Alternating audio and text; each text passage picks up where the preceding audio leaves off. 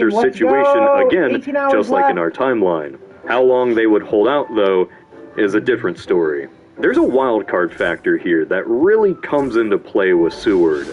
He could perhaps maintain that course Lincoln originally set, wait for the South to fire the first shot. Or he might do what he wanted to do in our timeline, have Fort Sumter evacuate to avoid any bloodshed at all. Now, is there a possibility that Lincoln's death changes all of that? Maybe. Maybe it makes Seward see red and he reacts immediately. Seward did tell John Bigelow that assassination is not an American practice or habit, and one so vicious and so desperate cannot be engraved into our political system. Yet at the same time, I just don't know if I can see it. He wanted to provoke a European war just to keep the North and South together. That doesn't make me think that Seward would be the person to fire the first shot. Maybe if others around him forced him to do so. Wait, what if others did force him to do so? This is one of those situations where there is no evidence because this didn't happen. It's like imagining what would have happened if that event YouTube doesn't like me mentioning didn't happen. We kind of just have imagined vibes to go off of. Lincoln getting shot before the war was a Kennedy-level event in our history, but here it's the equivalent of Pearl Harbor, a shot that rings out throughout the North. I don't know what specifically would have happened, but I do know that the Overton window is going to shift. Is peaceful reconciliation even considered before the shots at Fort Sumter? Does anyone in the North still hold out hope for peace? Or is Lincoln's death seen as a traitorous sucker punch from which only war is the solution? I can't say, but if I am going to guess, I don't imagine the weeks of holding out hope for a diplomatic solution to Sumter would have still happened here. In a world where there was a first shot and it killed the president, I think more radical opinions would take center stage. The question really is, where would Seward land on this issue? Does he still wish for peace? Or even if he does, is he simply carried away by forces greater than himself? It's a question that is truly unanswerable, a fork in the road, and a fork in a road that we never went down. So let's imagine that we did go down that path. Mainly because I don't believe Seward would have been as steadfast as Lincoln in the captain's chair. This was a man who wanted to go to war with Britain to stop a civil war. I do not trust his judgment. Judging from writings about him, it seems like he was kind of a people pleaser, almost duplicit at times. I believe outside voices might sway him, the ones calling for vengeance. And so, I'm going to say that in this alternate scenario, Seward decides to strike first. In this timeline, there's no Fort Sumter standoff, no waiting game. Seward, at the behest of an angered North and his own cabinet, hit the ground sprinting, calling up twice as many volunteers as Lincoln did, all before spring thaws. His special election isn't just seen as controversial, it throws gasoline on the secession crisis. Perhaps some may think the southern states do have a point. They are facing off against a wrongly elected tyrant. The result? Earlier, messier breakaways. Texas and Virginia don't wait for the guns to start firing in April. They're out by March. The middle ground, whatever existed before Lincoln's death, practically evaporates. In the North, you're either Seward's ally or his enemy. Now, under Lincoln, there was mobilization and declaration of martial law, and it was still controversial under him, but he was, after all, the elected president, you know, to the North.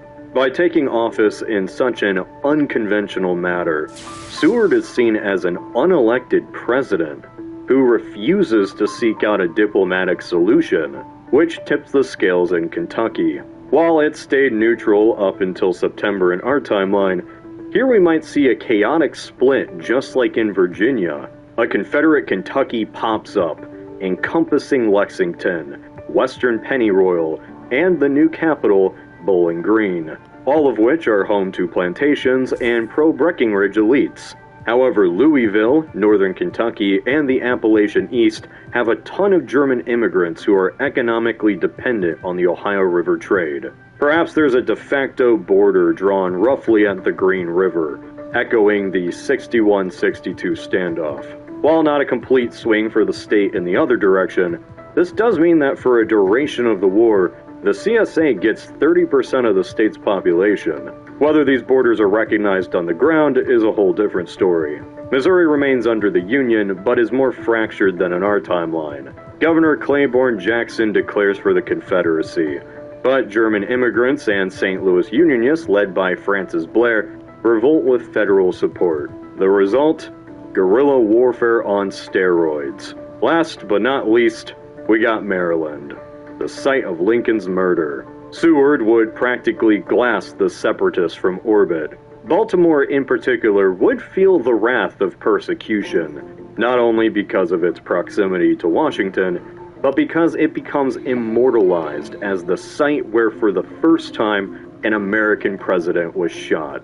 While sympathizers were arrested in Baltimore in our timeline, here perhaps Seward and federal authorities go a little bit too far, using the city as an example for general rebellion. For the most part, the battle lines do not change, but internally in the North, things are far different than they were under Lincoln. While not beloved in his time, Lincoln navigated the war in such a way he was able to survive politically. But would Seward react the same way? Would he handle the issue of what the war was about as delicately as Lincoln? What comes of such an immediate attack on Richmond? With what army is Richmond attacked? And who is at its head? Who exactly is leading the Union forces? It certainly wouldn't be McClellan. It's hard to determine who Seward replaces him with. It has to be someone radical, bold, and with a strapping mustache. But there's multiple choices. It's way too early for Grant to be one of them. Fighting Joe Hooker wasn't a high-ranking general yet, but he had the ambition, the charisma, and the aggression the North was looking for. Then you have Brigadier General Nathan Lyon, ruthless, put in charge of bringing Missouri into the fold. Irvin McDowell, John A. Dix, Benjamin Butler, Robert Patterson, even the dark horse Nathaniel P. Banks, who was fiercely loyal. For one reason or another, these are all bad choices. The most likely outcome is that the Union goes with General-in-Chief Winfield Scott. Winfield Scott was the General-in-Chief of the U.S. Army in 1861. A hero of the Mexican-American War, and the mastermind behind the Anaconda Plan. 75 years old and too fat to ride a horse, he would come up with the battle plans while some younger and more reckless commander would lead on the field, leading to a ton of communication problems.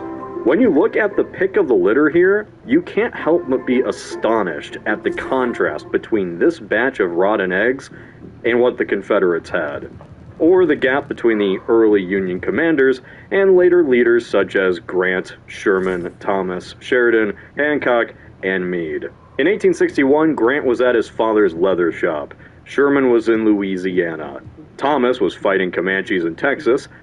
Sheridan chased hostile tribes in Oregon. Hancock was guarding the Los Angeles frontier. And Captain Meade was building lighthouses in Detroit. Green Day. That's right, Mint Mobile is coming home to your home. I mean, if you'll have us. It's internet for your home from Mint. Minternet. Fast, 5G home internet powered by T-Mobile for $30 a month. No more triple-digit monthly bills or waiting for the cable guy to... was building lighthouses in Detroit. Meanwhile, the Confederacy had its dream team ready to roll. Lee, Beauregard, Johnston, and Stonewall Jackson, all present, all battle ready.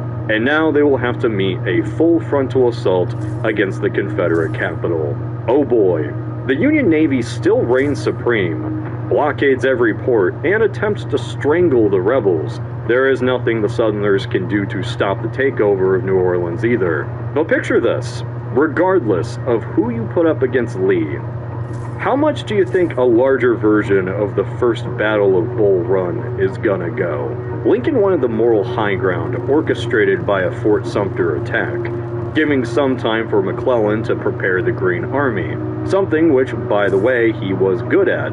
It was the only thing he was good at. I want you to imagine a battle in the same weight category as Gettysburg. happening close to Richmond in the summer of 1861. The Union wants to bring the South to heel. Seward wants to make a powerful statement which brings legitimacy to his presidency, which is questioned even in the North. They know they have the industry and the men, and they throw everything behind it. They parade the death of the president-elect at the recruitment offices and gamble it all. Richmond is right next door. Secure the enemy capital, right after you take the biggest city and port. It's a good plan. Ambitious, aggressive, arrogant, disastrous. Lee fights for survival and puts on a master class, decimating the Union forces. Tens of thousands die, and the Confederates seize at least as many prisoners as they inflict casualties. They capture supplies, artillery, and inflict a mortal blow to the Union's morale. The troops march too deep into enemy territory and have no chance of escape. Unlike Johnson at Bull Run, Lee does not squander the opportunity to chase down his enemy. A month or two later, the battle cry attracts fresh new recruits, armed with the weapons and artillery Lee just captured. Now the ball is in Confederate hands, and Davis does not hesitate. Lee receives the orders to march directly to Washington. No delay, no blockade, no giving the enemy a chance to recover. This is it. Considering all the given elements and personalities, which we know in great detail, this is the only available option. And maybe, in 1 out of 100 timelines, the Union miraculously defeats Lee's attack, but the rest of the 99 times, Washington and Congress are either captured or evacuated. This isn't just a military victory for the South. This is a lethal blow to the legitimacy of the standing president. Lincoln's death might have united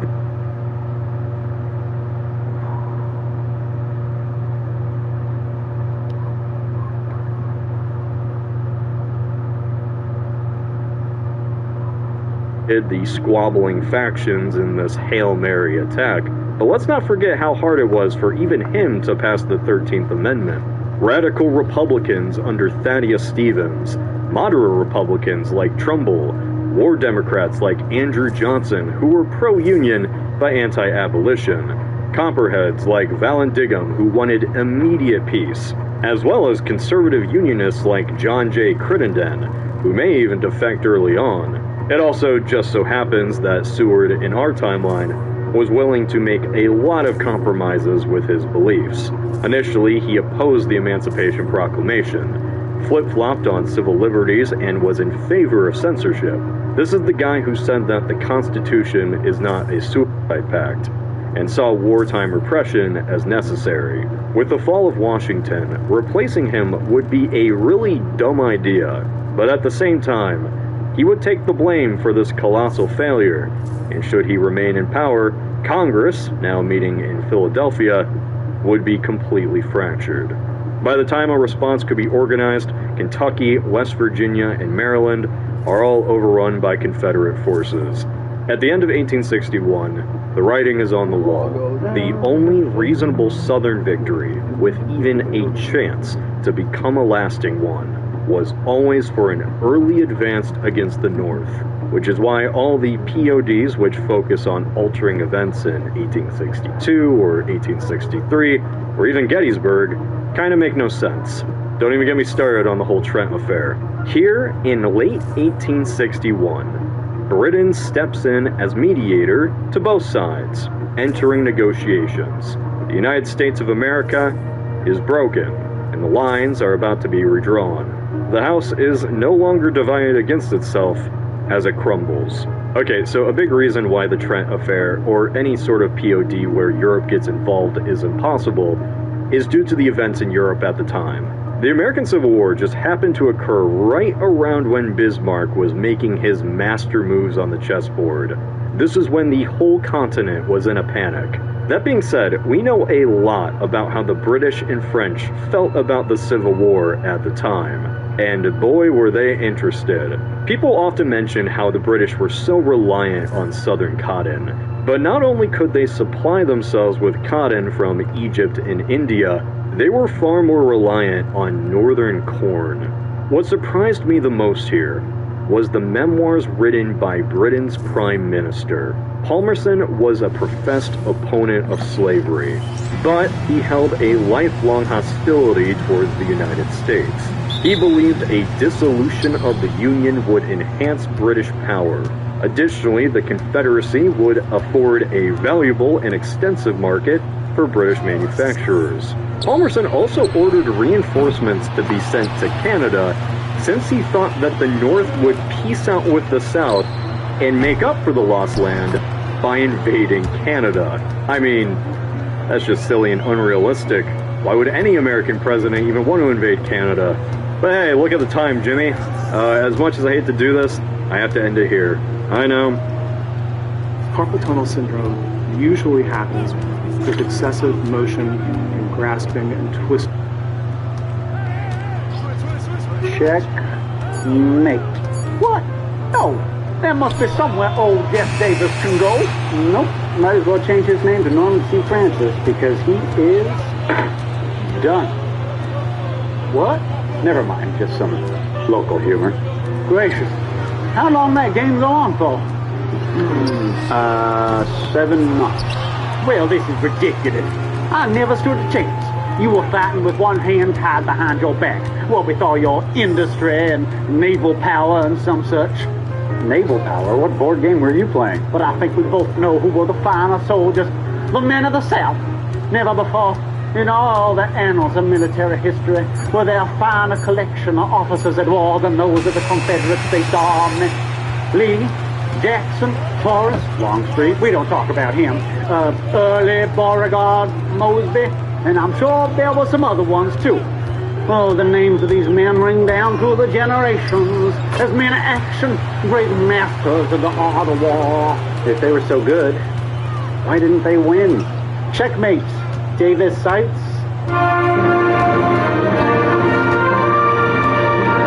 I'm sorry, Billy, but it simply does not have quite the same ring to it as Checkmate, Lincolnites.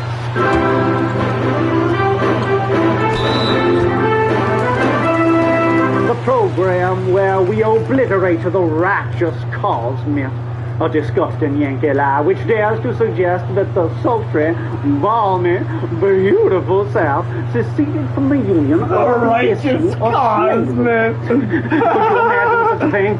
Tonight, we shall prove once and for all the uncontested martial superiority of the Confederate soldier upon the field of battle. That's right, folks. The best generals were Southern.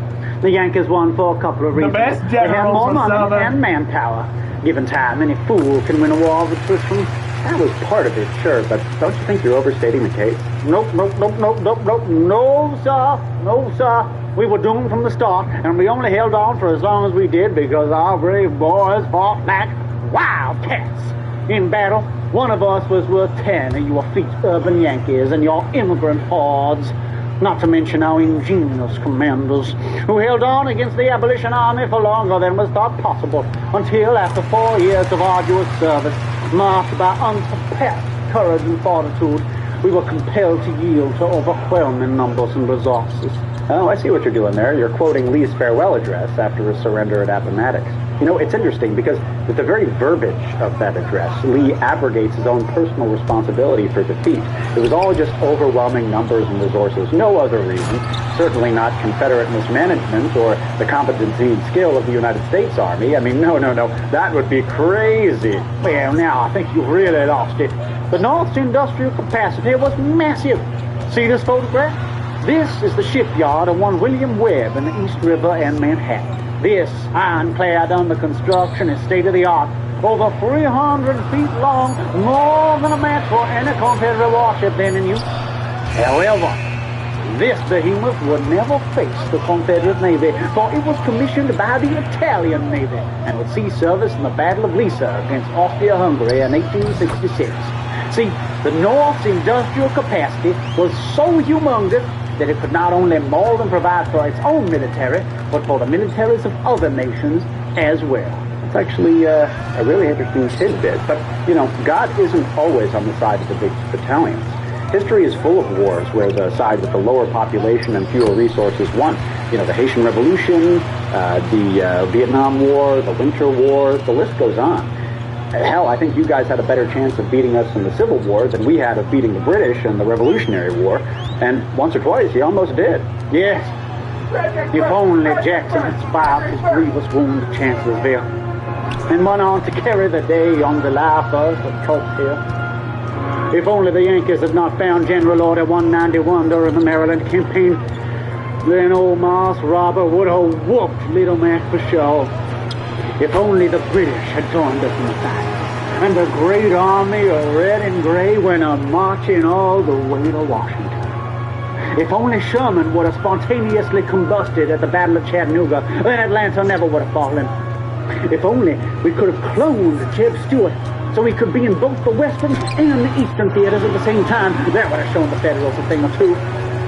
If only Judah P. Benjamin had unleashed the power of the Ark of the Covenant, melting the faces off of all those Yankee scoundrels. I'd like to formally apologize for what you just said about Judah P. Benjamin. The world, we surely would have won the war then.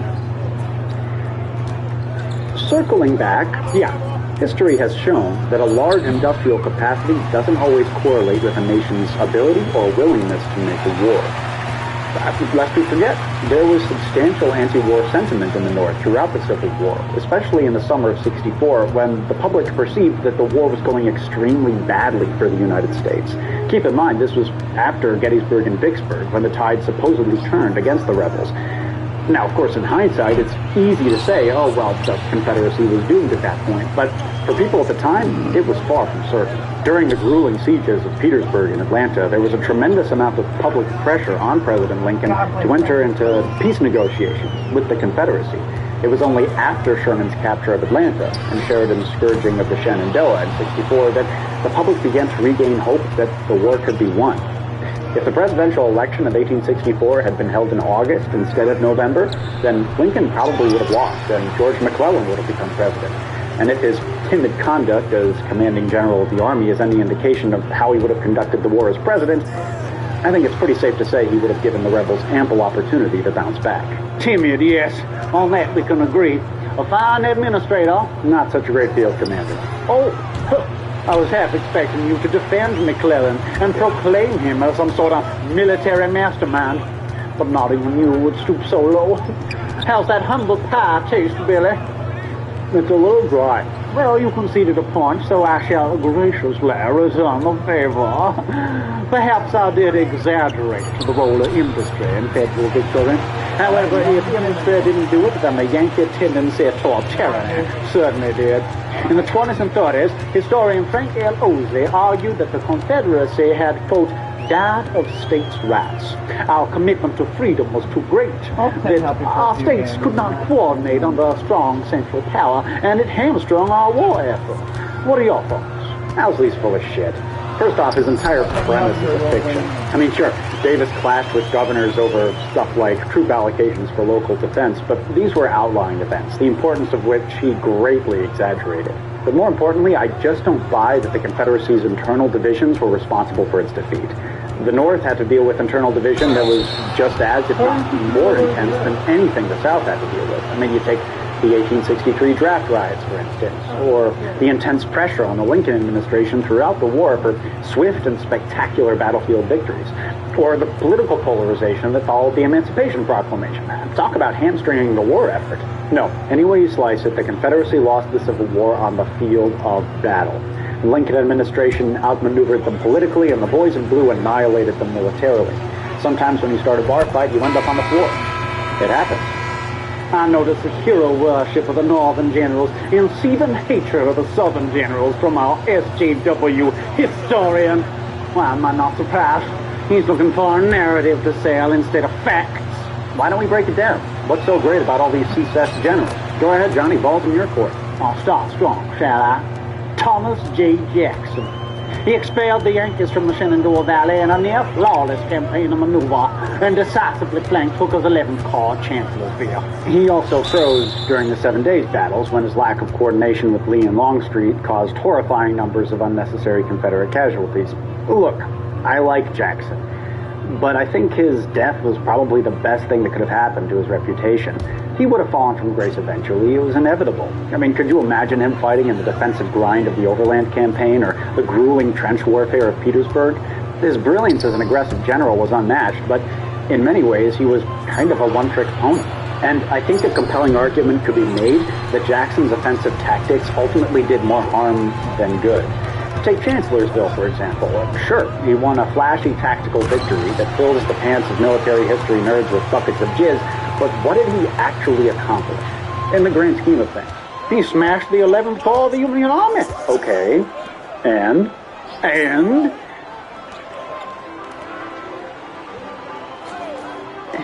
he got a lot of his own troops killed, troops that Lee could not afford to lose. Time and again, throughout the war, rebel generals tried to one-shot Union armies with dramatic Jacksonian offensives. Sure, they might maul a corps and gain a victory, but the Yankees always came back. They never realized that gambling everything on one climactic, decisive, war-winning battle was just a plain bad bet, and it always cost the Rebs more than they gained. Nitpicks, I say. You're finding fault where there is none. Stonewall Jackson was a mighty war chief, whereas the Union High Command, it was a veritable menagerie of nincompoops. Burnside, Pope, Butler, Banks, Meade. Don't you dare talk shit about George Gordon Meade. Oh, what? You'll scurry up to the top of the hill and wait for me to come charging after? Please, don't take much brains to defend high ground with superior numbers. The only reason we did not carry the field at Gettysburg was because of that scallywag Longstreet, dragging his heels instead of launching his crucial offensive in concert with Ewell and Hill's corps. And then, once we retreated, that old snapping turtle Meade did nothing to pursue us, instead allowing us to return to Virginia unmolested. A fact that vexed Abraham Lincoln no end. As the tyrant himself said, "You fought and beat the enemy at Gettysburg, and of course, to say the least, his loss was as great as yours. He retreated, and you did not, as it seemed to me, pressingly pursue him, but along the river to take him, till by slow degrees you were again upon him. You had at least 20,000 veteran troops directly with you, and as many more raw ones within supporting distance, all in addition to those who fought with you at Gettysburg, while it was not possible that he had received a single recruit, and yet you stood and let the flood run down, and the enemy move away at his leisure without attacking him. My dear General, I do not believe you appreciate the magnitude of the misfortune involved in Lee's escape. He was within your easy grasp, and to have closed upon him would, in connection with our other late successes, have ended the war. As it is, the war will be prolonged indefinitely. If you could not safely attack Lee last Monday, how can you possibly do so south of the river, when you can take with you very few more than 2/3 of the force you then had in hand? Your golden opportunity is gone, and I am distressed immeasurably because of it." Ah, yes, he wrote that letter to Meade, but never sent it, because he realized that no good could come from chastising him after the fact. God, Lincoln was so fucking classy. But you know, I think his criticism here was actually pretty unfair. What everybody seems to forget is that right after Gettysburg, Meade was under orders to keep his army between Lee and Washington, D.C. at all times. If he had just gone charging after the retreating Confederates, he would have been acting in violation of those orders. Also, his army had just won the biggest battle fought on North American soil. That's definitely a consideration. They'd lost a full quarter of their combat strength, and high casualties among high-ranking officers had effectively decapitated the Army's leadership. It was also pissing rain that whole week, making all military operations more challenging. And while the Army of Northern Virginia was waiting for the swollen waters of works, they wanted Meade to attack them there. This beer used to be called Dixie? Meade was no Jackson, right? He never attacked without good intelligence and solid knowledge of his enemy's dispositions. Was he a military genius? No. Did he make mistakes? Yeah, of course. But as far as I'm concerned, in the Gettysburg campaign, he did pretty much everything right. Lee didn't lose that battle. George Meade won it.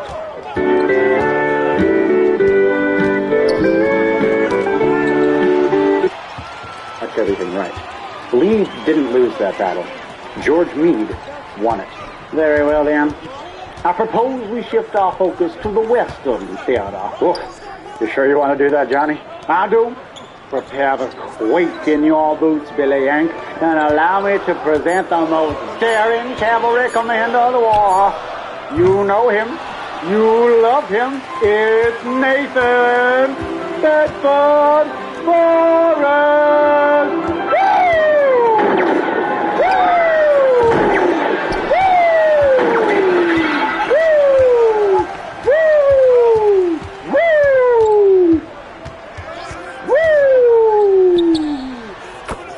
Nathan Bedford Forrest, right, slave trader, Klan leader. Repentant Klan leader. Oh, well, that's okay then. The South's greatest cavalry officer was indeed appointed first leader of the KKK.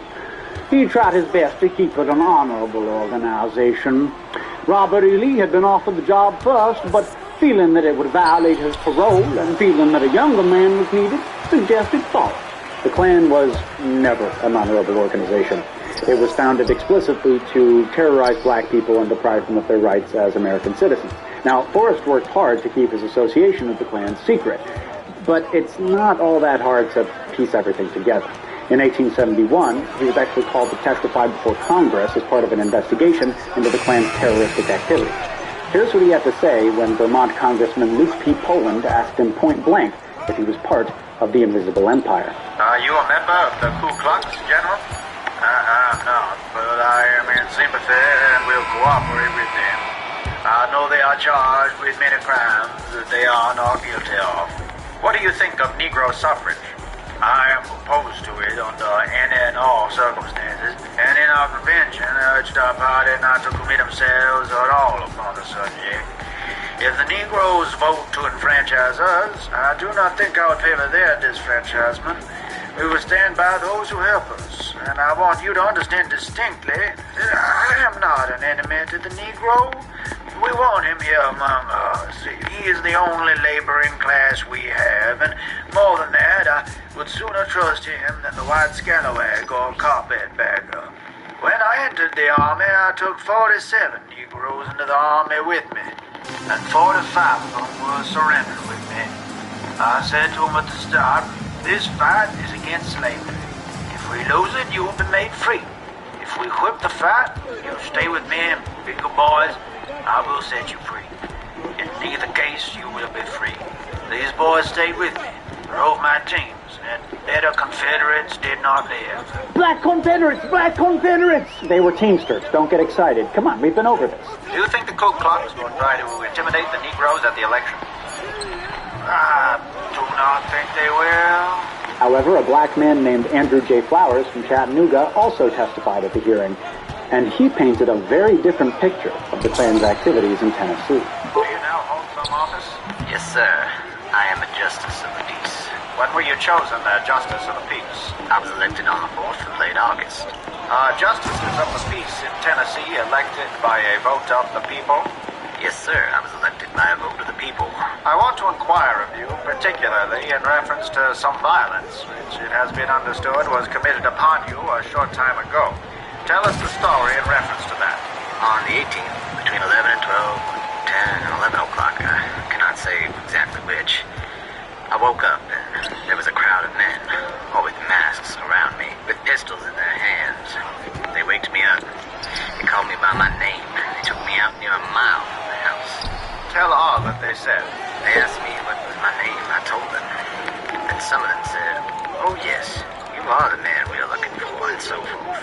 One of them told me they were going to kill me. He had a pistol in his hand. After they got me outdoors, the captain of the organization, they called him Captain, told me that he was going with me. Said he would give me 25 lashes. That I had the impudence to run against a white man for office and beat him. That they were not going to allow it. That it was an organization organized by them to stop Negroes holding office. If they did not get out of office by being told and notified of which, they were going to kill them. They took me up about a mile from the house. They hit me as many as 25 times. Did they take you into a woods or a swamp? They took me through the woods, into a field, down near a swamp. I had never been there before. They took off my coat and whipped me with hickories 7 or 8 feet long. They said they were going to give me 25 lashes, and I guess they gave it to me. They told me that if I would promise to resign my office when I went to Chattanooga next morning, they would turn me loose. And I very readily promised it.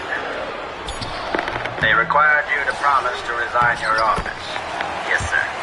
Flowers went on to describe how the Klan was using intimidation and violence to keep black men from voting, along with many other acts of domestic terrorism that Nathan Bedford Forrest not only aided and abetted, but more than likely orchestrated. Oh, you are dastardly Billy Yankin besmirching General Forrest, so you know as well as I that in 1875 he gave a speech to a black civics organization in Memphis in which he said...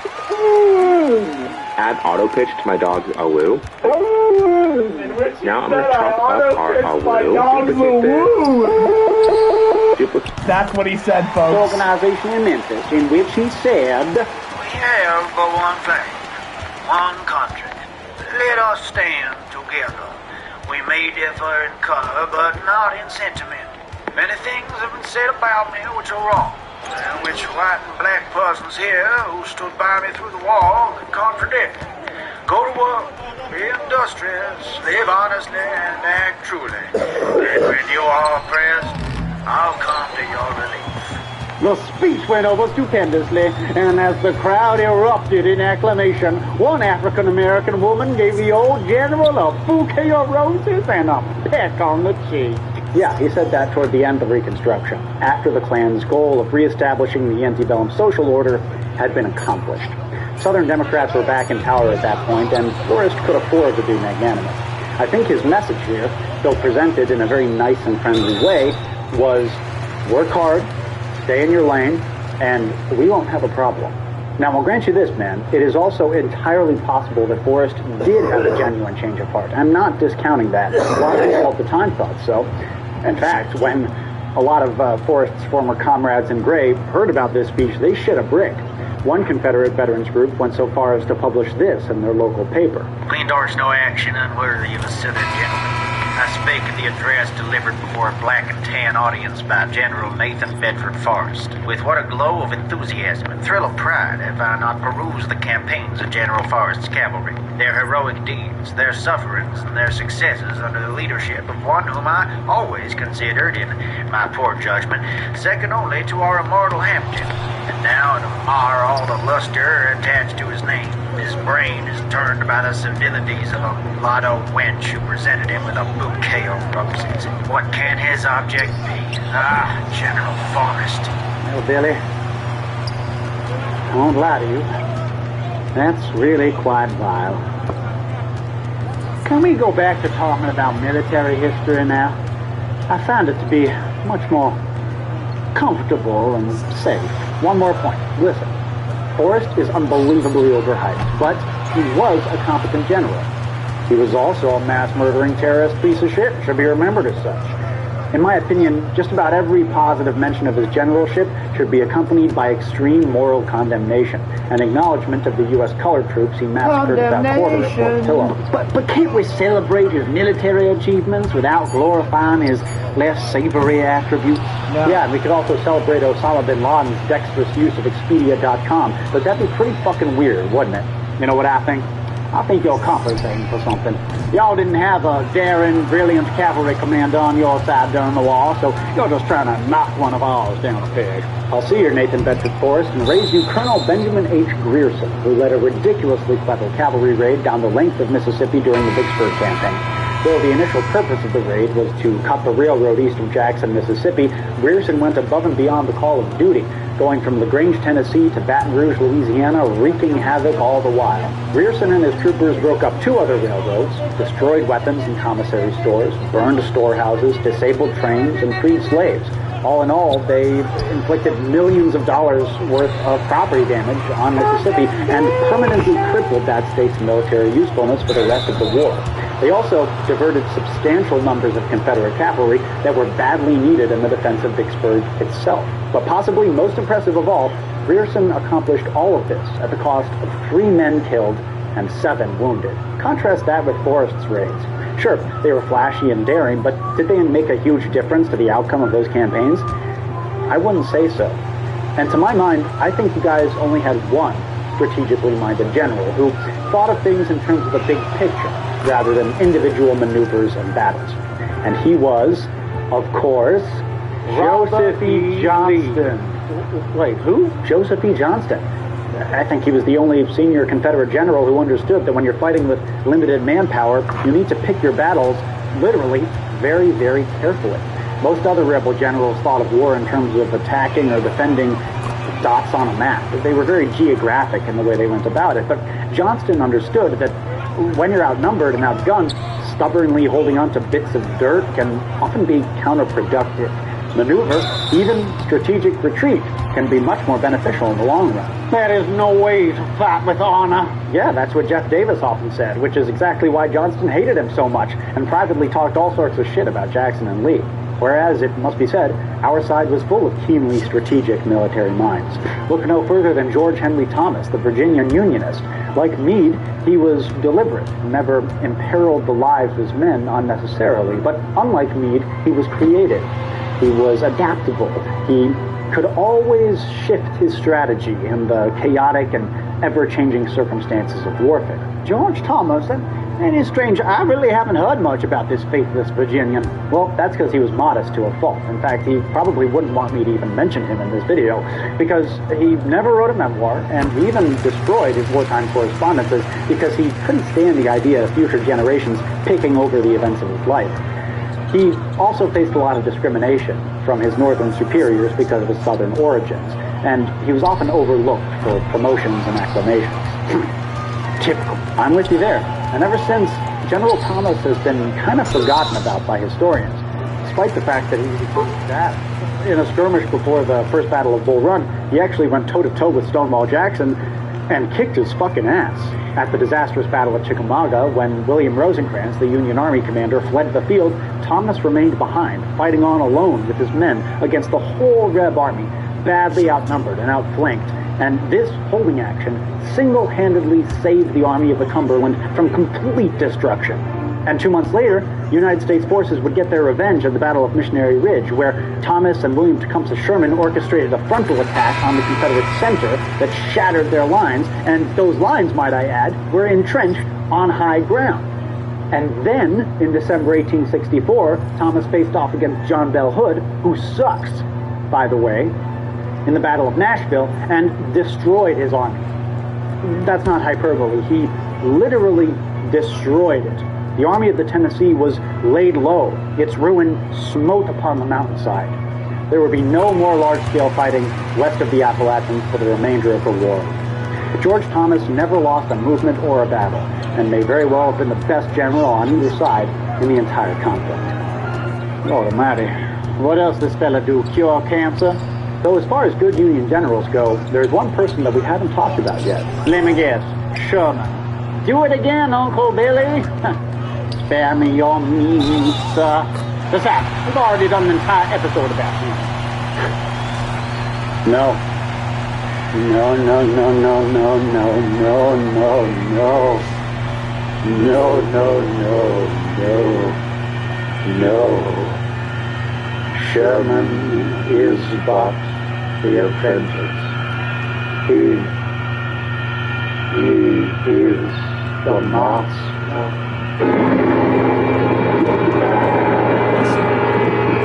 Sir, yours at the state of both your arms.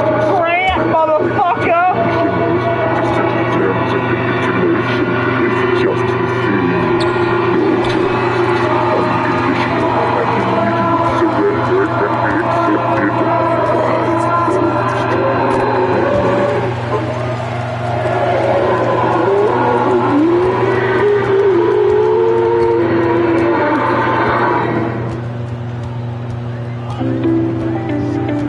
Pennsylvania Highlands Community College is opening its doors.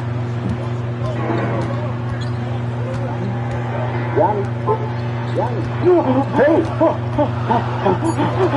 Are you alright? You were talking, you just started screaming. Are you alright? Yes, I'm fine. Just a minor hallucination. Do you hallucinate often? No? Anyway, about Ulysses S. Grant. I mean, he was just a beast. I mean, that's the man who saved the Union. Oh, so now Grant wasn't a drunk. and didn't run up a horrific casualty rate amongst his troops. Forget the lost cause. All currently revisionist history has done to canonize the North and demonize the South. Well, that depends on what you mean by a drunk. I mean, he definitely abused alcohol, but whether he was a occasional binge drinker or a full-fledged alcoholic, I mean, that's kind of hard to determine. Cheers. Cheers.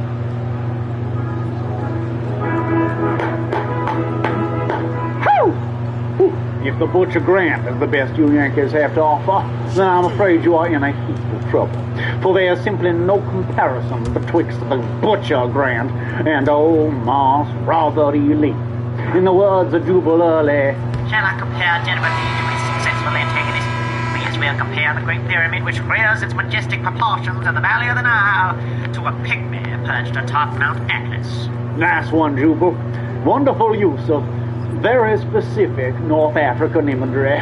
You really showed that Butcher Grant what's what. You keep calling Grant a butcher. Why is that? Because his generalship contained no spark of military genius. His idea of war was to the last degree rude. No strategy, the mere application of the winds inertia. He had none of that quick perception of the field of action which decides it by sudden strokes. He had no conception of war beyond the momentum of numbers. Such was the man who marshaled all the material resources of the North to crush the little army and overcome the consummate skill of General Lee. That's a very common and especially Eastern theater-centric misconception, and it mainly stems from Grant's battles against Lee in 1864, namely the Overland Campaign. And yes, to be fair, the casualties in that campaign were appallingly high on both sides. And though y'all eventually won, your casualties were higher than ours. We lost approximately 33,000 men killed, wounded, or missing. Y'all lost 55,000 men killed, wounded, or missing. Well, we were on the offensive during the Overland Campaign, and attackers do tend to take more casualties than defenders, especially since the war was becoming steadily more brutal, as tactics slowly transitioned between Napoleonic-style open field-type warfare and kind of proto-World War I, deeply entrenched warfare of attrition. That was not the sort of campaign that Grant was trying to fight, by the way. He actually wanted to maneuver Lee into fighting an old-fashioned open field type of battle, where he could bring his superior numbers to bear more effectively. But it was Lee who decided to entrench so he could better protect Richmond and Petersburg. It had been something he had been threatening to do for a very long time. But Grant was grimly determined and kept the pressure up until the United States achieved a costly but decisive victory. But what about the Yankee defeat at Cold Harbor, or the Turkish shoot slaughter at the Battle of the Crater? Yeah, I mean, those two failed attacks were huge mistakes and resulted in a horrendous and completely unnecessary loss of life. But it's important to understand that those missteps were the exception of Grant's generalship, not the norm. You see, Grant had a truly national view of the conflict. Now, there's no way to say this without coming across at least a little bit cold-blooded, but it's a tragic fact. The carnage of the Overland Campaign was necessary to bring the war to a timely conclusion, which Grant did after less than a year in overall command of the United States forces. Contrast that with his predecessors in the East, like McClellan or Burnside, who racked up significantly higher casualties than Grant did, with significantly less to show for it. Grant and Lincoln had a very specific strategy in Virginia at the end of the war, to grab Lee by the neck, and to squeeze, and to keep squeezing, never giving him a moment's repose, never allowing him for a second to even think about going on the offensive. Mr. President, if we are to draw troops from the field, it will prove difficult to suppress the rebellion in the disloyal states. My withdrawal now from the James River would ensure the defeat of Sherman. General Grant, I have seen your dispatch expressing your unwillingness to break your hold where you are. Neither am I willing. Hold on with a bulldog grip and chew and choke as much as possible. And as battered as Grant's army was, Lee's had suffered far worse, losing a full half of its combat strength in the Overland Campaign alone. And while the United States could always augment its forces with fresh troops, the Confederate States were running out of options. As Grant himself reflected, rebels have now in their ranks their last man. The little boys and old men are guarding prisoners, guarding railroad bridges, and forming a good number of their garrisons for entrenched positions. A man lost by them cannot be replaced. They have robbed the cradle and the grave equally to get their present force. Besides what they lose in frequent battles and skirmishes, they are now losing from desertions and other causes at least one regiment per day. Sounds an awful lot like what I was just saying about overwhelming us with numbers. Lee wasn't overwhelmed. He was outgeneraled. The Union had learned from experience that superior numbers and resources don't win wars on their own. So what they needed was a general who could effectively utilize those numbers and resources, which is exactly what Grant did. He pinned the Army of Northern Virginia down in Richmond and Petersburg while Sherman ravaged the deep South and closed Lee's back door. Joe Johnston and P.T. Beauregard, who were at that time defending Georgia and the Carolinas respectively, did all they could to keep that trap from swinging shut. But Lee, meanwhile, just froze. He stayed put, and he allowed himself to be obliterated. Nonsense. Protecting Richmond and our center of government was essential to our survival as a nation. Okay, but while Lee was busy defending Virginia to the last, Sherman snuck up behind him and rammed a boot up his ass. It was a losing strategy, and Lee is more culpable than you realize. For what shall it profit a man if he gains Virginia, but loses the whole South? But for most of the war, Lee's entire mandate was his beloved Virginia. He wasn't even appointed General-in-Chief of all Confederate armies until February of '65. Maybe not officially, but Lee was massively influential in the Confederacy and had been since 1862. And, I mean, shit, he was the face of the rebellion. Lee was myopic about defending his home state, and multiple times. When key positions in the Western Theater were under dire threat, he flat out refused to send any of his troops to help. In mid-1863, when Grant was tightening the noose around Vicksburg and the rebel army ensconced there, Confederate Secretary of War James Seddon urged Lee to send George Pickett's division west. Lee responded with a refusal, of course, and it was full of excuses, some reasonable, others bizarre. The adoption of your proposition is hazardous, and it becomes a question between Virginia and the Mississippi. The distance and uncertainty of the employment of the troops are unfavorable. If you determine to send Pickett's division to General Pemberton, I presume it will not reach him until the last of this month. If anything is done in that quarter, it will be over in that time, as the climate in June will force the enemy to retire. I think troops ordered from Virginia to the Mississippi this season would be greatly endangered by the climate. And the one time Lee did acquiesce to reinforcing the West, when he sent Longstreet's corps to North Georgia, it made a key difference in defeating the U.S. Army at Chickamauga. And then the scalawag allowed himself to get licked by Ambrose Burnside, of all people. Pathetic. In any event, Lee was right. He was handily outnumbered, and he hadn't command us fail. Well then, why did he always get them killed at such an astounding rate? If anybody deserves to be called a butcher, it's Bobby Lee. Moss Robert? No. He loved us. He never threw our lives away needlessly. Except he totally did. Like, all the time. Nope. That's your boy Grant you're thinking of. He didn't care a whit about his men. He just threw waves of conscripted children to their deaths. Let's crunch some numbers. Lee's greatest victory was the Battle of Chancellorsville. His army was about 60,000 strong and suffered nearly 13,000 casualties, a net loss of 22%. His opponent, Joe Hooker, had an army 133,000 strong and suffered about 17,000 casualties, a net loss of 12%. The victory, though tactically brilliant, gained no ground for the Confederacy, reaped no major strategic benefit, and resulted in the death of Stonewall Jackson, one of Lee's best generals. Grant's greatest victory was the Siege of Vicksburg.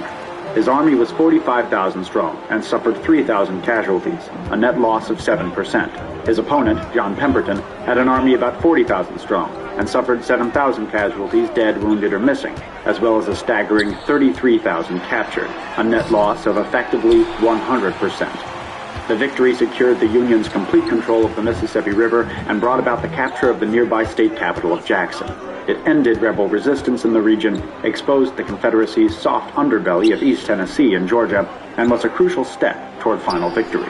Throughout the war, in the battles for which reliable statistics exist, Lee suffered an average killed or wounded casualty rate of 20.2% and inflicted an average killed or wounded casualty rate of 15.4%. In total, 121,000 of the men under his command were killed and wounded, the highest of any general in the Civil War.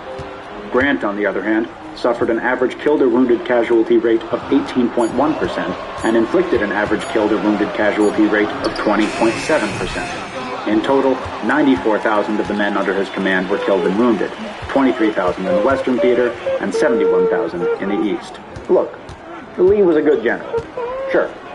I venture to say he did a better job leading the Army of Northern Virginia than I would have done. I'm not trying to unduly demonize him here or exaggerate his faults, but a military genius? The greatest field commander in American history? No. That's a fairy tale, born from more than a century of creepy, pseudo-religious deification. In many ways, the comparison between Grant and Lee tells us all we need to know about why the war went the way it did. Lee led with the power of personality. He thought that war should be grand, sweeping, and heroic. He loved dramatic charges and clever tactical sleights of hand. He considered logistics to be an annoyance rather than an opportunity, which is why Confederate military history is full of flashy daring-do, but pretty short on substantial operational success. Grant, meanwhile, was all stubbornness and pragmatism. War was not a game to him. There was nothing poetic about it. Like his buddy Sherman, he believed that to wage war meant to bring it to a favorable conclusion as quickly as possible.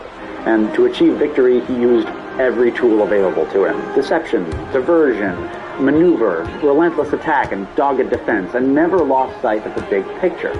Battles didn't really matter that much in and of themselves. They were just stepping stones toward the distant goal of ultimate victory. And that's why, for the most part, the Confederacy did not have better generals. You were obsessing over tactics while we were planning strategies. You thought small, we thought big. That's why we won. Look at you. Smugly conducting military campaigns 150 years after the fact from the comfort of your armchair. This chair doesn't have arms.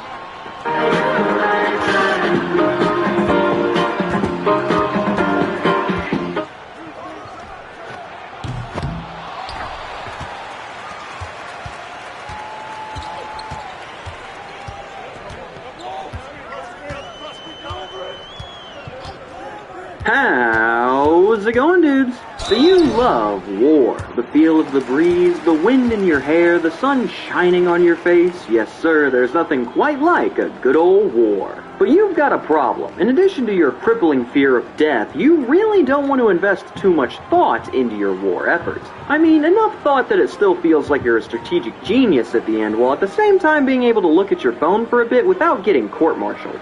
Well, buddy, 1957 is going to be a great year for you. Risk, one of the most well-known board games on the scene. Grab your territories, place your troops, and massacre men by the thousands. Now for ages 10 and up. Risk is one of my all-time favorites. Approachable by both veterans and newcomers, the game has enough strategy to hold your attention with bonus zones and alliances, but crucially is also immensely based on the luck of your rolls to where everything could fall apart at any moment. A lot of frustration on offer. Regardless of what anyone thinks, though, Risk has been a massive success ever since it was put to market, selling over 25 million copies and being one of the top 20 best-selling games of all time. And you know what happens when something starts bringing in the cash. We start making all kinds of crap. While not as obscene as something like Monopoly, the number of different versions of Risk out there is quite crazy. As a reminder that no matter how you spin a tie-in or revamp, during the course of the game, somebody is going to have to die. That has not stopped anyone before, though, and it is certainly not going to stop me now, as I've looked through the extensive list of titles that have gone through this wacky war and have brought back my favorites that we can suffer through together. So grab those country cards and get comfy in Australia as we look through the worst and weirdest of Risk. Now, before we start getting into the real weird stuff like Spanish Batman, a quick disclaimer on how this video will be sorted. See, normally in the worst and weirdest series, our titles are split into two categories. Themed editions, where it's just the exact same game with that one guy/thing slapped on the box, and revamped editions that rework how the game plays in some unique way. Now, this ended up serving us quite well with both Monopoly and Yahtzee, but when it comes to Risk, this filing system holds up about as well as a Maginot Line. There, I pronounced it right. Jeez, it only took me 2 years. See, in terms of Risk tie-ins, the group that would normally make up most of the themed editions, the executive teams of these properties did not just want their IP slapped on the game, as is normally standard practice. Instead, deciding that each and every one of these should have a unique twist that's relevant to the universe that's being portrayed. And while this is fantastic for the fans, as it makes these products even more tailored to them, this leaves me in a rough spot because I only have 3 games total that qualify as themed editions. In fact, there are so few that I can just cover them all right here, right now. The Risk 40th and 60th Anniversary Editions.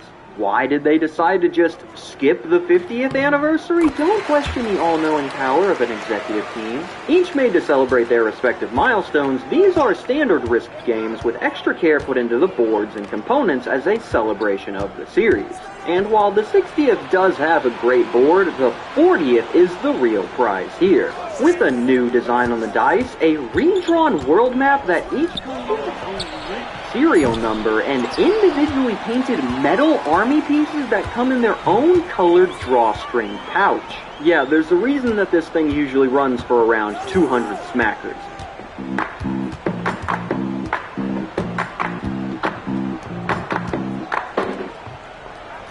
Risk comes inside of a fully wooden box that contains the fully wooden board.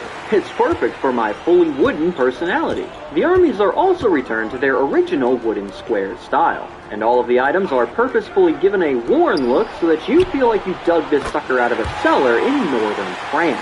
And that is all of the themed editions. Wow, that's some great content right there. So in order to supplement our lack of half of the gosh dang structure, we'll be following a new path for this round. To start us off, we'll be looking at the titles that are considered slight revamps. Games that maybe change 1 or 2 elements of the title to better fit with their respective tie-in. After that, we'll be looking at the major revamps, the games that really screwed with the genetic code of the series and produced some horrible monstrosity that barely resembles that which came before. And as a little extra treat to fill the themed edition size hole in your heart, we'll end this one off with a mystery category that I think you'll enjoy quite well. But before we get into that, we have a milestone to celebrate, as for the very first time, the Board Game Channel has a video sponsored by an actual board. With their fleet of 4...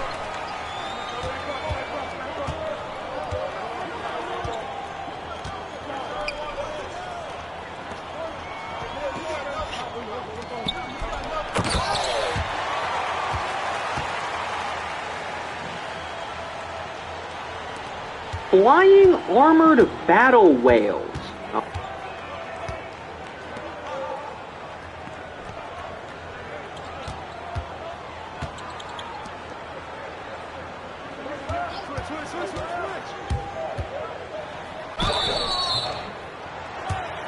Alrighty, found the new favorite. To check out more of what Aldara has on offer, head on over to their site below and use code CAMSANDWICH15 to get an extra 15% taken off any order. And if you've played Aldara before, let me know below how you liked it. I'm very curious. Thank you again to Aldara. Revamps are the most popular Risk rendition that these companies pursue, and in order to convey this to you, I'm going to list off 24 different versions that I managed to come across during my searches, which I'd like to mention is not all of them, there are still more out there. I'll be rattling them off back to back, but in addition to their names, I'll also be mentioning the 1 or 2 things that they have changed to separate themselves from the standard game. Different map does not count because, well, that's a given. We've got 24 of these to get through and 2 more categories after that, so let's get schmovin'. 3, 2, 1, run it. Risk processions et marches folklorious de l'entrée sombre et muse. That's what we're starting with? Constrict your campaign to this region of Belgium in addition to adding new units like the drummer, so you can, quote, conquer the Entrée Sombre et Muse region of Belgium with a marching band. Yes, your primitive weapons mean nothing against the power of music. Risk Stranger Things. Take control of either the good or evil cast from a show I've definitely watched as you fight for control of the Upside Down while both sharing the common goal of trying to stop whatever this Vecna guy is up to. Is that a spoiler? I have no idea.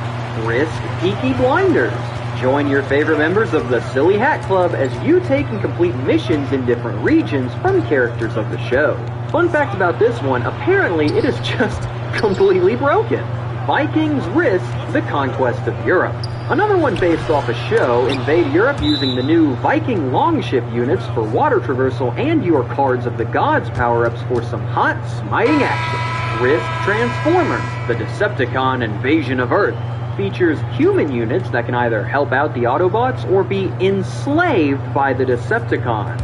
Our first named slavery mechanic, and it came from a Transformers tie-in. Good gravy. Risk Transformers Cybertron Battle Edition ditches the slavery mechanic to instead allow you to strategically change up parts of the map. This game also comes with a max 6-turn limit before it abruptly ends, which is a massive time save compared to how long this battle took in lore. Confound it. Risico, Batman La Catura de Gotham City. Choose your Batman villain and attempt to enact your unique villain plan to grant yourself powers in the game to help your conquest of Gotham. Batman is here as well, as if at any point 5 ones are rolled during the course of a turn, Batman will swoop in and just wipe out an entire area of troops, straight up massacre gun Batman style. Narnia Risk Jr., a simpler version of the Risk gameplay with a lower army count. But the real reason that this is here is because it was designed by the one and only Richard Borg? Not Berg, the designer of the campaign for North Africa, the Desert War, 1940. Richard Borg! Borg, a completely different award-winning war game designer with the first name Richard. I swear. Memoir 44! Barg later down the line, I'm eating another dot. Cannot believe it. Memoir 44! I haven't tried one dish from there that I haven't.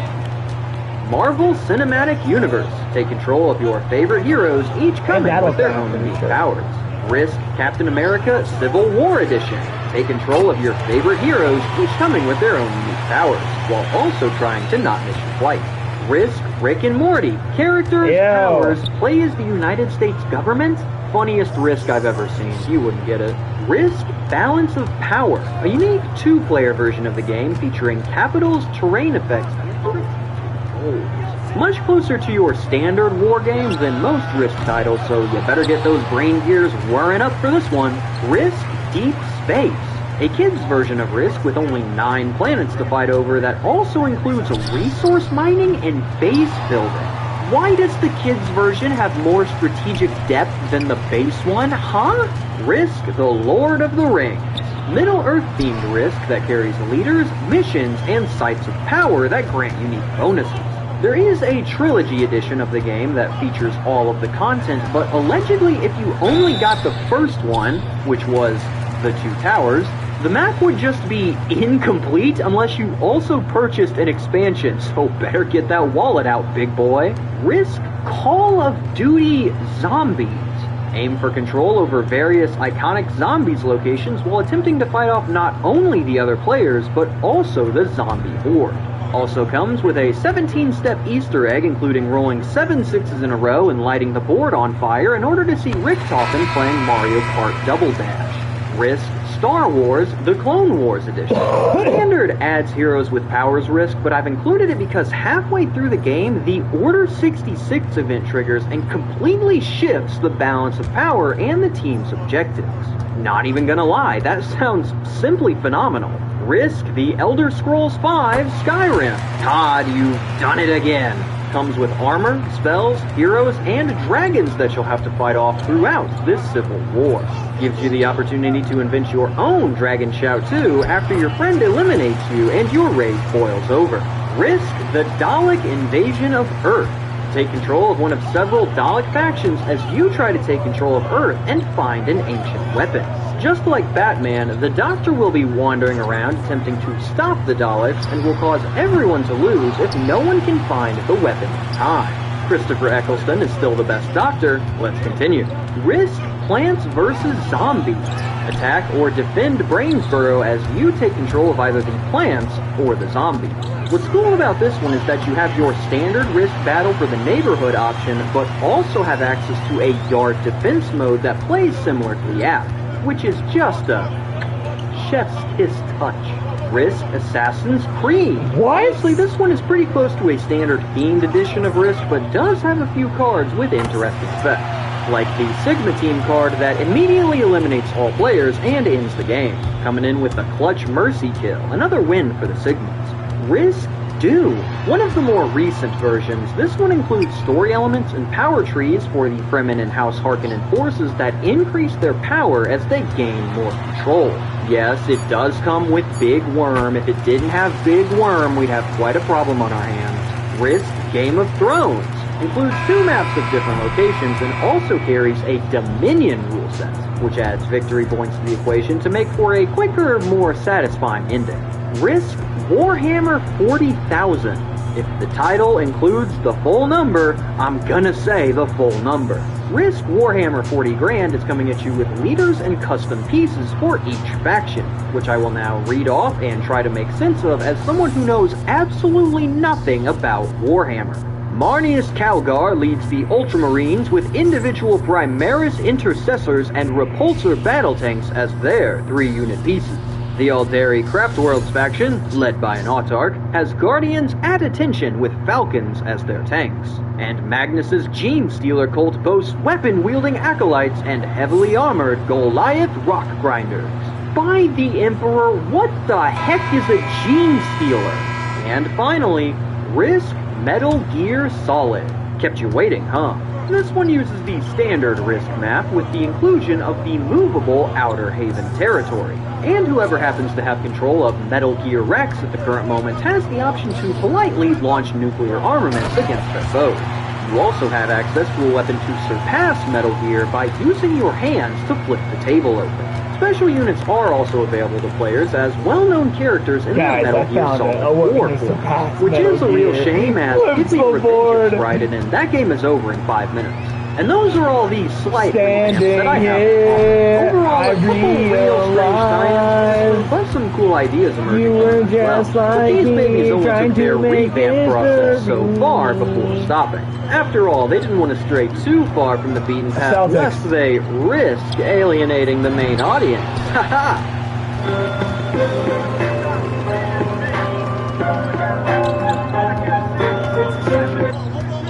Though had no such qualm, as they decided to dive right on into the strange ideas pile head first, no matter how much bodily harm was generated along the way. So let's jump right on in with them and see what these massive revamps decided to do to this classic. We've got less of these than the slight revamps, but still hold a sizable collection to go through, and we'll be marching through this group by getting increasingly weirder with the ideas of each title. Starting us off, we head on back over to Europe to see the sights in Castle Risk. Oh, the building? Yes, of course, that's what I was thinking too. Castle Risk uses the same dice combat system as the standard game, but changes a ton of the other mechanics. Most notably, how the reinforcements work in general. In this game, you place down reinforcements at the end of your turn instead of at the start. And also, there are no country cards nor bonuses for the number of countries you control. The region control bonuses are still in effect, but the new troop boost comes from your castle, which holds your banner and will grant you more troops per turn if you are able to capture the banners of other castles on the map. There are also several position cards that will grant you unique bonuses based on the situation, including the Spy card that will allow you to look at your opponent's hand and discard one of their cards if you're feeling particularly sneaky today. Don't want to fight a war of the past? Then fight a war of the present with Risk Battlefield Road. Ah yes, first-person shooter to top-down squad management, a seamless transition. Risk Battlefield. Since you're on the stream, don't leave just yet. I got something real quick. For players to choose from, each coming with. Not that. Hold up. Where is it?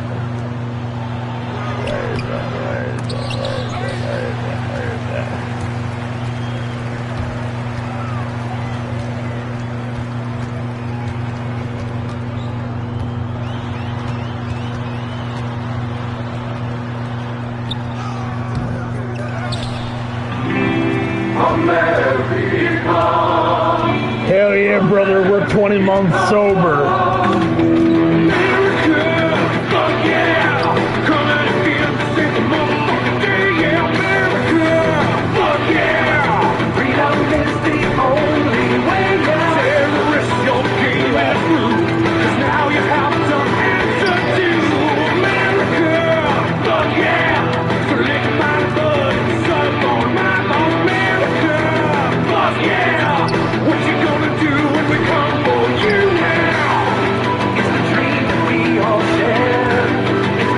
20 months sober, baby.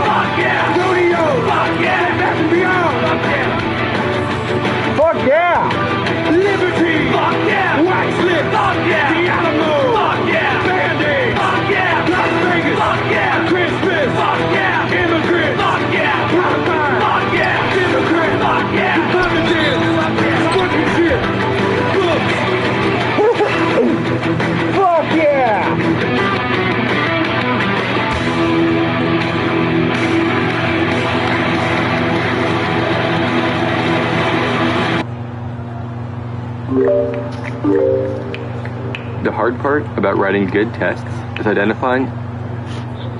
Hey, welcome to the shop. How can I help you out, man? Hey, Mr. Rick, I have something I think you'll be very interested in. Oh, sick. What the heck is this thing? Well, Mr. Rick, I functionalized a Hadron Collider in order to make a reverse synthesis of dark matter. What? Yep, a physical lump of dark matter. Perfectly fine for you to touch. Are you serious? Well, yeah, things should be fine as long as you don't drop it on the ground or anything crazy like that. Yeah, man, that's cool. How much were you wanting to get for it? Oh, gosh, I really don't know. I was hoping to get maybe $15 for it. Oh, yeesh, okay. Mr. Crazy over here, let me get my expert in here. Now, this here clearly is an abomination of axions and antineutrinos particleized into one singular mass in which we can barely hold with our feeble mind's comprehension. However, I've seen many like her out here, and honestly, I'd probably a solid 4 to 5 countries worth of GDP. That's great, man.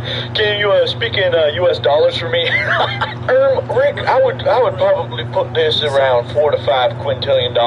That seems like a fair range. Thanks for showing up, man. Appreciate it. Well, you think you're gonna give me the $5 to $6 quintillion now? Oh, no way in hell am I...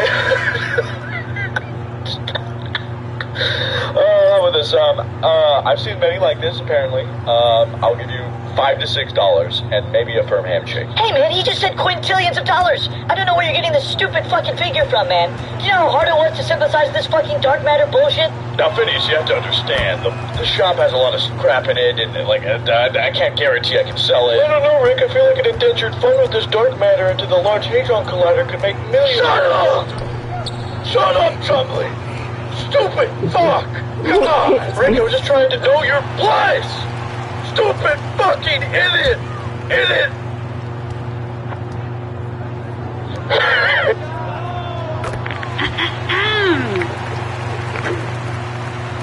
Life is a never-ending show, old sport.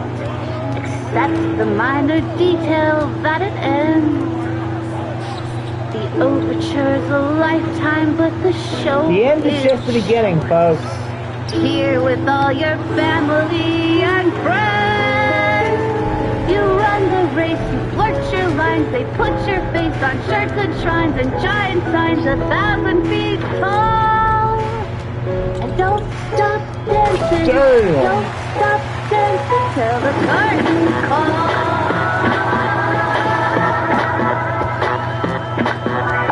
Shows are a never-ending life, of course. A silhouette that fades when you are gone. Why isn't the struggle and the strife, of course, ended and your legacy lives on? The chatter stops, the crowd departs, a needle drops, the music starts. A song you taught me when I was small. Don't stop dancing. So anyway, we got a good show for you today. Dancing. We're gonna be live all fucking night.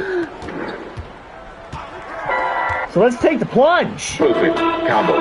Pizza. Sad. How much? 90. Are you ready?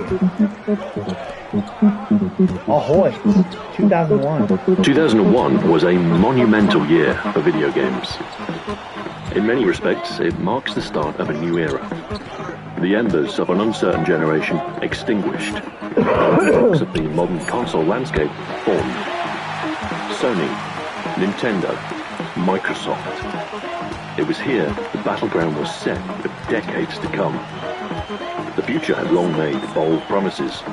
Now, the future was here, and it was starting to deliver. But first, it was time to say farewell to the Nintendo 64. New games had all but stopped as the console made way for its successor. The only release of note was Conker's Bad Fur Day.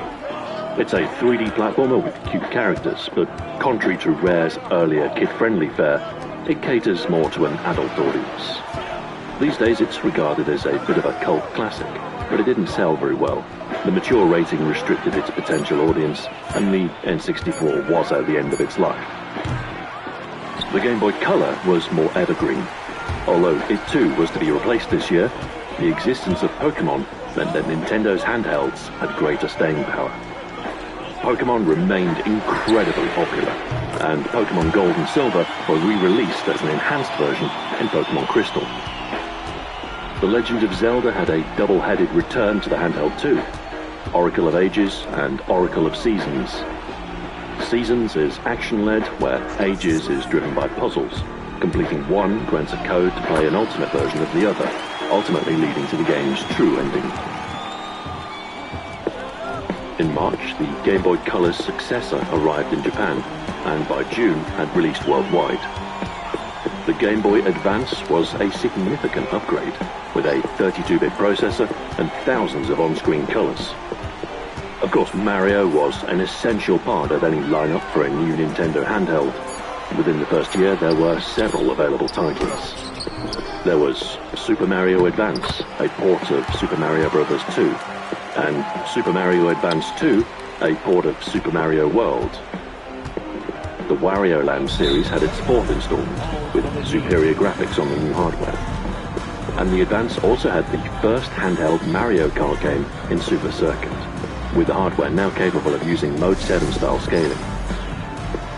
The Advance was the perfect portable home for the colourful console games we've become accustomed to. Ubisoft gave us Rayman Advance, a faithful port of the PlayStation and Jaguar original. The Klonoa series made its Nintendo debut with Empire of Dreams, a 2D puzzle platformer. And the long-standing Castlevania franchise was present for the Advance's launch with Circle of the Moon. It even had its own version of Doom. It wasn't the best version, but it was the only way to play Doom on a handheld device.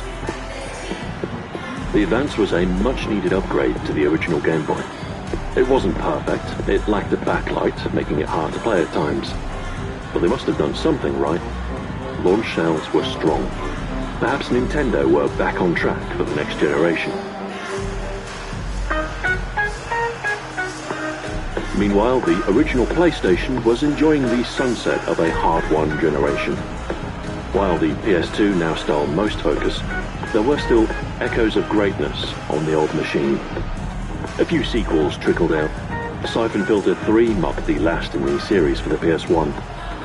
And Fear Effect 2 Retro Helix was a stylish, cel-shaded prequel. The PlayStation was a great place for RPG fans, and Final Fantasy Chronicles bundled enhanced versions of SNES classics Final Fantasy IV and Chrono Trigger. By now, many had already upgraded to the PS2, which meant that the older hardware was handed down to younger siblings. So while mainline releases slowed, there was an uptick in titles appealing to a younger generation. Big license names with simple games. Toy Story Racer, Goofy's Funhouse, Looney Tunes Sheep Raider.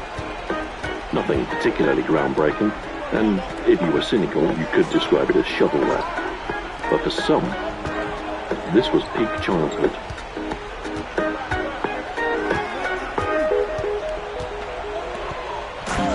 Sega were struggling. They had gambled everything on the Dreamcast's success. They invested heavily in development, advertising, and sold hardware at a discounted price. But they had failed to meet the necessary goals for survival. In March 2001, Sega announced a $417 million loss, and their withdrawal from the console market was inevitable. It was probably a bad time to launch a new franchise on the Dreamcast, but there are a couple of original games that emerged this late. Ooga Booga was a party game, lightweight but ideal for couch multiplayer. Headhunter was a third-person cover shooter with some motorcycle racing sections.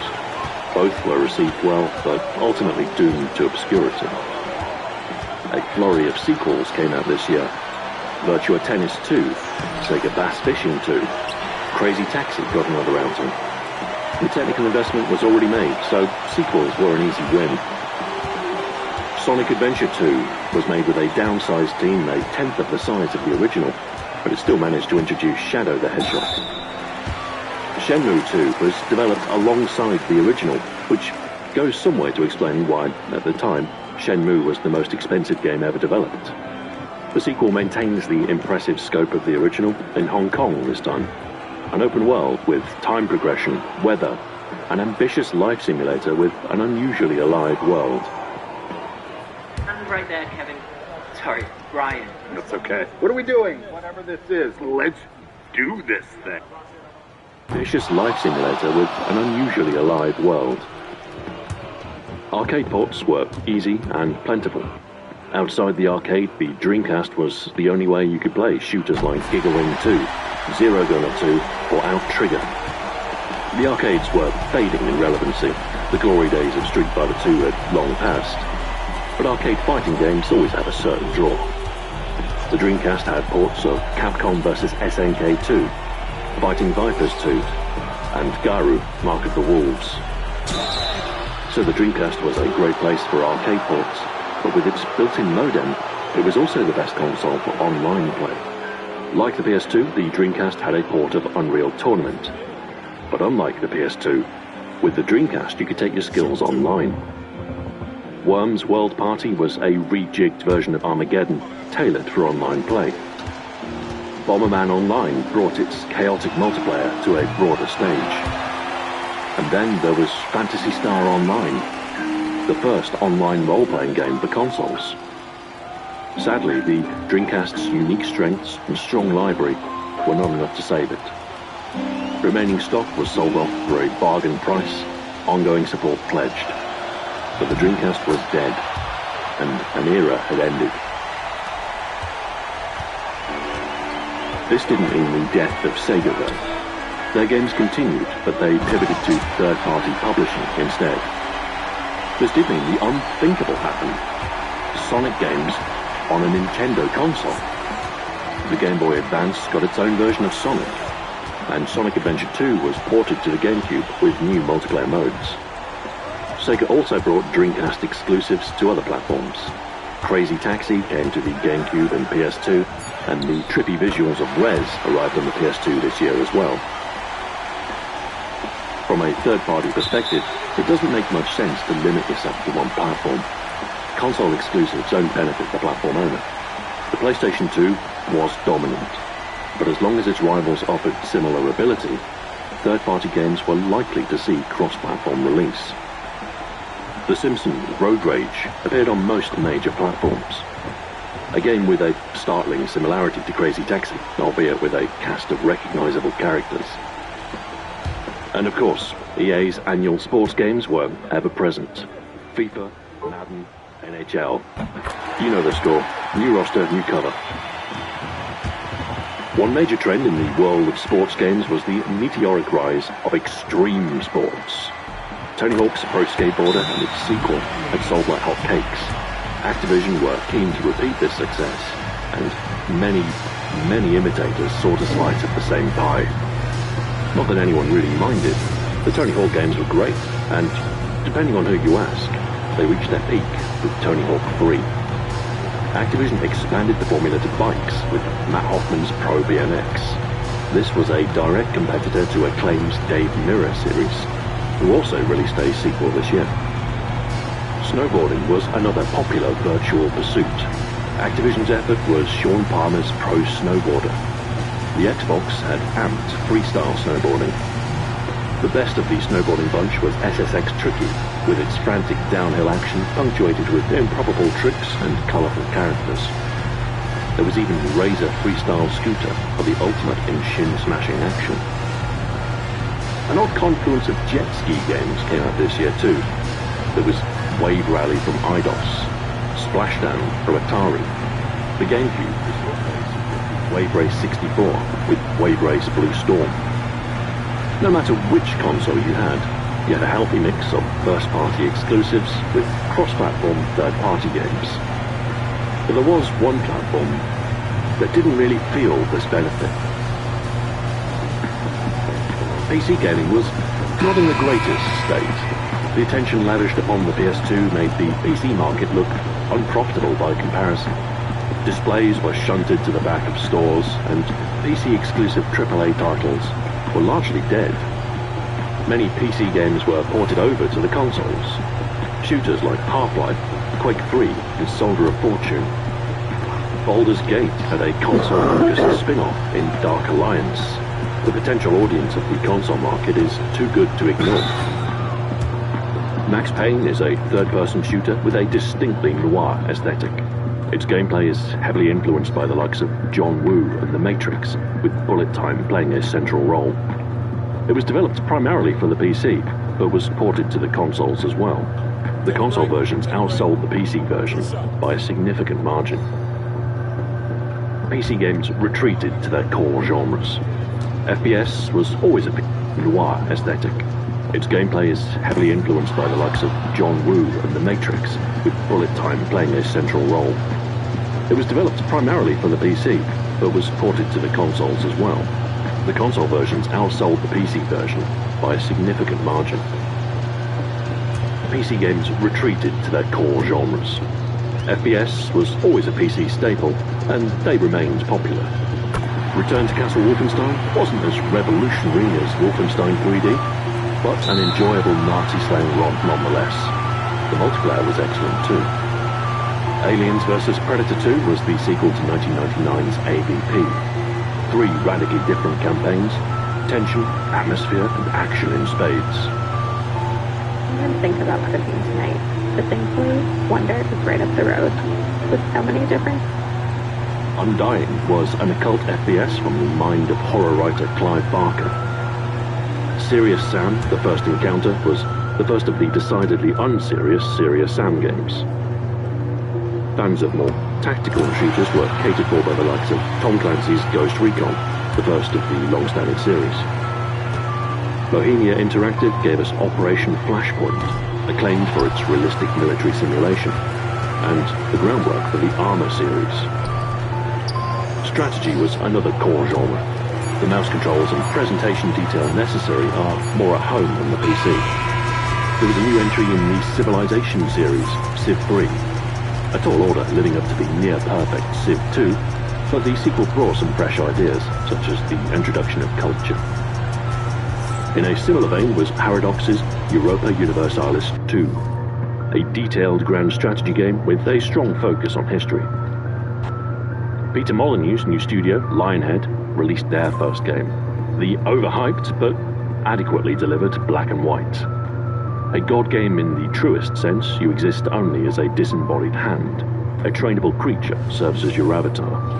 Notable for its impressive AI and touches of humor throughout. Simulations of various sorts were also popular. Ex-Bullfrogger's Mucky Foot released Startopia, an unusual business sim where you develop space stations for a variety of alien visitors. Microsoft's Zoo Tycoon put you in charge of designing habitats and adopting animals. In Tropica, you are El Presidente of a banana republic, balancing the welfare of your citizens with money-making opportunities. The realm of big-budget adventure games was quite barren at this point. LucasArts' recent departure from the genre had left a void. The biggest adventure game this year was Myst 3 Exile. Pre-rendered fantasy environments with mysterious contraptions and fiendish puzzles. Another genre unique to PC are flight sims.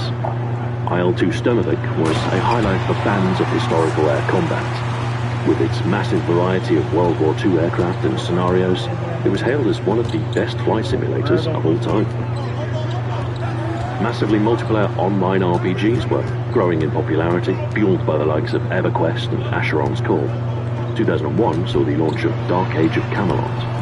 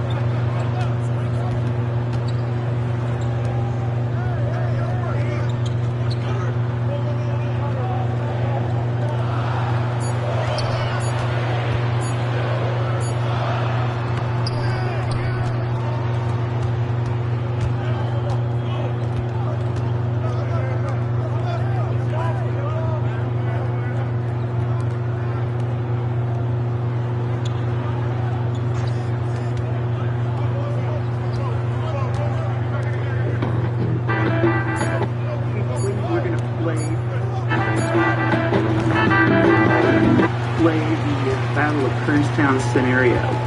Now, Kernstown was fought on March 23rd of 1862 in Frederick County, Virginia, which is near Winchester, Virginia. It was the opening battle of Confederate Major General Thomas Stonewall Jackson's campaign through the Shenandoah Valley during the Civil War. And interestingly, it's one of Jackson's rare defeats. Jackson had originally started in the area, but had moved to the south down the valley, and he got some intelligence that there was a small detachment under Colonel Nathan Kimball, a Union general, that was extremely vulnerable. Unfortunately, this intelligence was incorrect, and he moved back towards Winchester, Virginia, hoping to get it as a prize, and ran into was forced back that was on the campaign points of damage.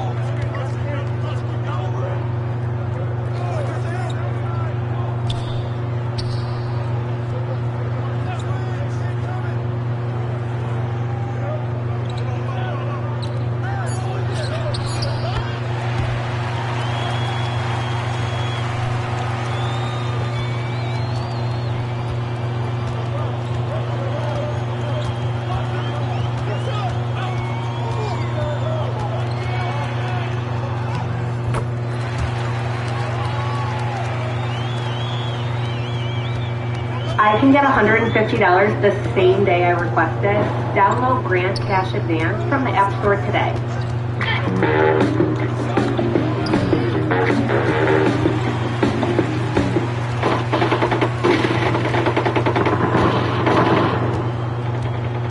Hello everybody and welcome back to the Hilltop Pillbox here in Abbotsford, British Columbia, Canada.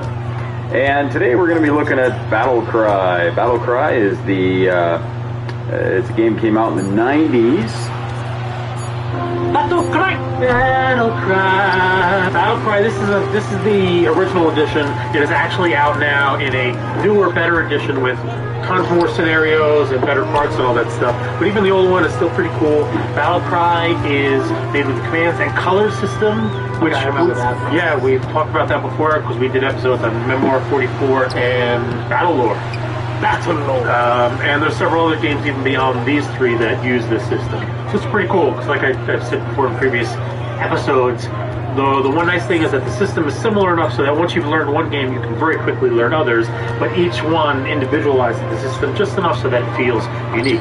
It's a great game, pretty simple to learn. Oh, my box is completely in disarray, so boy. That's not so good. I'm just going to say right now, kind of looks like a tan. Alright, so just like other Commands and Colors games, you got a basic board that is blank, which for each different scenario you fill in with these little terrain tiles that go various places in order to, so you got rivers and stony rocks and wooded areas and hills and forest and so on. Drop one on the floor. So wait, so you just set them up on the board like the other games? Yeah. This is just, and there's probably maps that they give you and whatnot. Hi everyone. Yes, the book comes with scenarios. There are 15 recreations of actual Civil War battles. This is in the old version. In the new one, there's something like 25 or 30. There's a lot more. Oh, okay. There's a lot more, and the components are better. Remember when you used to have to tape, use the stickers to make like a flag and stick them together? So you can see one of the scenario pages might look like that. It shows you how to set up the map and where different troops go. It gives you a description of what the battle was. And actually, you get like a full history lesson of each battle. Cool. And like what the victory conditions are. And then, of course, you got your guys. So when you play... Wait, this is only 2-player then? Correct. Okay. So you set everything up based on what the scenario says. The scenario will tell you how many cards you have. You have these specific cards. And the cards have... Dealt randomly? Yes, they're shuffled and dealt out, and you might have like 5 that are kept hidden. Okay. And the cards have things like, this type of attack, order one unit in each section, because the board is divided into 3 sections. Right, like in the thirds. And so order all units, order 2 units on the right side. And each turn you play 1 card, and then you choose what units that are in that section of the board to move based on that unit's moving, and you fight until you win. You have the dice. When you fight, you roll the dice, and dice will tell you, whether or not you scored a hit, or you drove them back in retreat, or whatever. Each unit that's on the board is usually several pieces together. So let's say the infantry won't be just 1 guy, it'll be 4 guys together. And every time they take a hit, 1 guy gets taken away until it's wiped out. And you can only move according to the card you have. The card tells you what you're, where you can move and how many, but not how you can. Okay, so that leaves the a little bit of strategy. Correct. Yeah, it's not all about, the cards have a big impact on what you can do and on your strategy, but it's not all about the cards. You still have to make the right moves. It's supposed to be the way the designer describes it, Richard Borg. It's supposed to simulate the fog of war and not always being able to do exactly what you want. So is there ever a time where you're in the middle, both teams are in the middle kind of going at it? Is that kind of when stuff happens? And you're just trying to get as many people off the board. You're basically winning by knocking everybody. Like chess, you're trying to get, well, not like chess actually, like checkers, you're trying to get everybody off the... Sort of. I mean, every scenario's victory conditions are different. Oh, there's victory conditions. Yeah, so usually it's something as basic as, the first one to get to kill 5 enemy units or something like that. But occasionally, not as much in Battle Cry, though some of the scenarios do have it. Some of the other versions of the games get very specific with their win conditions, where it's you have to capture a specific point on the map. Things of that nature. You have to do certain things within a certain number of turns. So if you don't accomplish your goals within, let's say 8 turns, then you lose. That kind of stuff. It's a good game. Like I said, this is what I'm showing here now is the older version. This is the one that came out some years back. But there's now a newer version that's, relatively...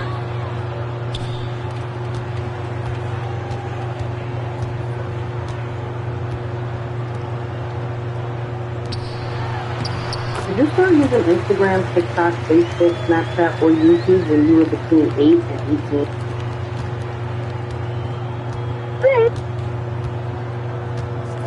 Review with Brian Hoyer.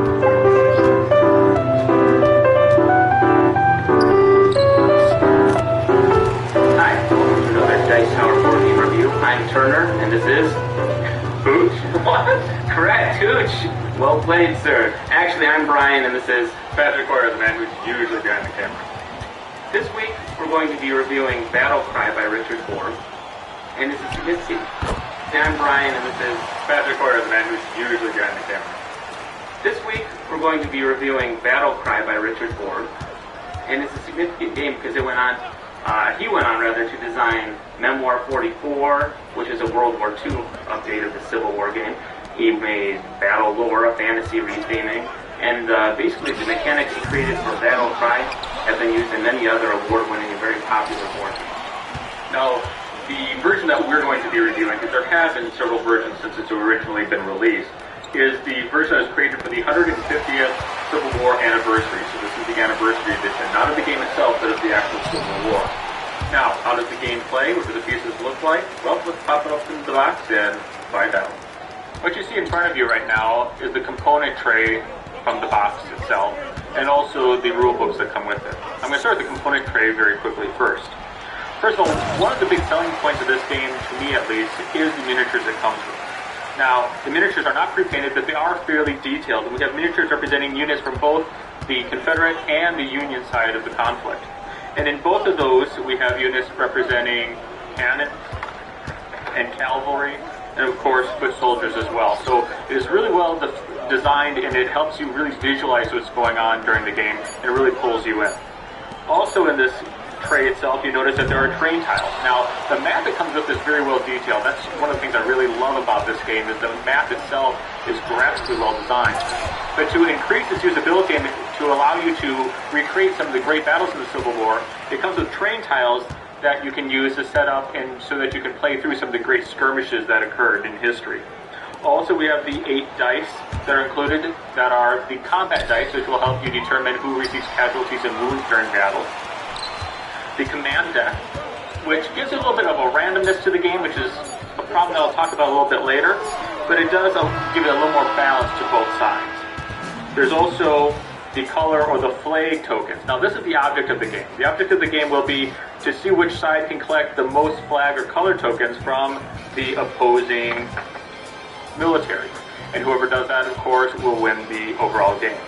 At the bottom here, we have the rule book, which it looks pretty hefty, and there are a lot of pages in this. But the good news is that most of this rule book is utilized for scenario building and telling you the scenarios. Now, the real cool thing about this is it not only gives you the scenario setup, but it gives you the history of the scenario as well, so you will actually know who actually won the combat, and you can see how it actually played out in the real historical events. And finally, we have a really quick, what I call a cheat sheet or to your military, to your units. Here we see the board set up for the first battle in the scenario book. Now, the nice thing is it tells you where every tile should go, so you know what the terrain should look like. For instance, we have a forest over here, you've got a row of hills, there's a little farm up here. You get the idea. It tells you exactly where to place all of your different units for both sides. Once you've set it up, which takes about 15 minutes, you're ready to begin playing. Now, your different types of units consist of cavalry, which will give you 2 horse figurines and the flag bearer. They can move 3 spaces and attack 1, somebody right adjacent to them. Then you've got your foot soldiers here, and the infantry can move 1 space and shoot up to 4 spaces away, and they consist of 3 riflemen and the flag bearer. And finally, you've got cannons, which we have down here and here, which consists of the cannon, the spotter, and the loader. And they can move 1 or shoot on their turn. They cannot move and attack, because assuming it'd be too long and too heavy to move it, load, and attack all in 1 turn. Now, the way you issue commands in this game is you have these command cards. And each card is very specific as to what you can and cannot do. This one is Assault Center, meaning you can only move armies that are in the center of the map. Now, if you look at the board, you'll see there's a red dotted line. You may not be able to see it too on the camera. They're going right here and right here. So if I'm playing as the Confederacy, my center card will let me move any of my units that are here in the center section. There are cards that let you only activate in the left flank or the right flank. which again adds to the randomness because you will find there are times when, as your armies get picked apart and shot at, you may not have anybody in the left flank, and you start with 2 left flank cards in your hand, or the right flank, center, etc. Now, just as important as utilizing your troops correctly is using the terrain available to you. For instance, this row of hills blocks line of sight, so I cannot see or shoot at them, nor can they see or shoot at me. Also, if you were to take a hill, it gives you the high ground, which means they roll 1 less die when attacking you, so you get a tactical advantage there. Forests can provide the same thing. They give you some cover, they can block line of sight, etc. So it is important to use the terrain available, and that'll change by scenario and by battle, because they have you set up the board the way that the actual battlefield looked like historically. Okay, now, in the battle book, it also tells you how many cards you should have. For this particular battle, it says that we each have 6 cards in our hand. So we start with 6 cards, and as we play one each time, we draw a new card to replace the one that we played. So I'm going to play that card that I mentioned before, that Assault Center card. Again, that lets me move cards in the center. In fact, it reads, for each card you have, including this one, issue 1 order to a unit or general in the center section. Well, I just mentioned I have 6 cards. Count that one. Well, I can move 6 units in the center. Now, sometimes it might say only cavalry or only your artillery and cannons, but this is any type. So what I can do is I can move these each 1. I can move up to 6. So there's 1, 2. I'm going to move my armies to try to take the hill here slowly. 3. Lost my little flag bearer. I'll move these guys up. There's 4. And the cannon, even though it's on the red line, it can count as center or right flank, so it counts 2, and I'm going to move them up. 5. I don't get to move 6 because I don't actually have 6 armies available.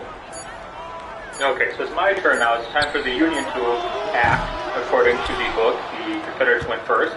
So, unfortunately, in my 6-hand draw, I did not draw very good cards. And I know a couple of things very quickly here. The Confederates are going to try to take the hill, which I'm be greatly at a disadvantage once they do that. And the majority of my army is in not a great position here to defend against that. So I'm going to play the card that says outflank. Now, my strategy here will be to try to go around the hills, to try to cut them off and come around the sides and do some heavy damage that way. We'll see how effective I will be. Now, what this card says is on each flank, issue 2 orders to units and or generals. Now, something that we have to comment on is when I move a unit, I have to move the entire unit together. You cannot separate or break up units. They have to stay as a complete unit throughout the game. So I'm going to first move my cavalry unit. Now, they can move 3 hexes. I'm going to move them over here so I can hide them behind the train to try to give them a defense bonus, and can kind of cut off this hill to give my men some protection to try to get some height advantage before all heck breaks loose. I'm then going to march my infantry up a little bit, get them behind that hill as well so I can try to take advantage of that next turn. And on this flank, I'm going to move my infantry up 1 hex to give me a strategic advantage this round. And the strategic advantage I get this round for this move is that now I will get a chance to attack. So now it's time for me to attack. Now, how the rules go is that you roll the dice equal to the amount of hexes that you can shoot. But the closer the unit is to you when you shoot them, the more dice you get to roll. Now, my infantry units can shoot up to 4 hexes, which means they have the possibility of utilizing 4 dice. But I would only use those 4 dice if my opponent was in the hex next to me.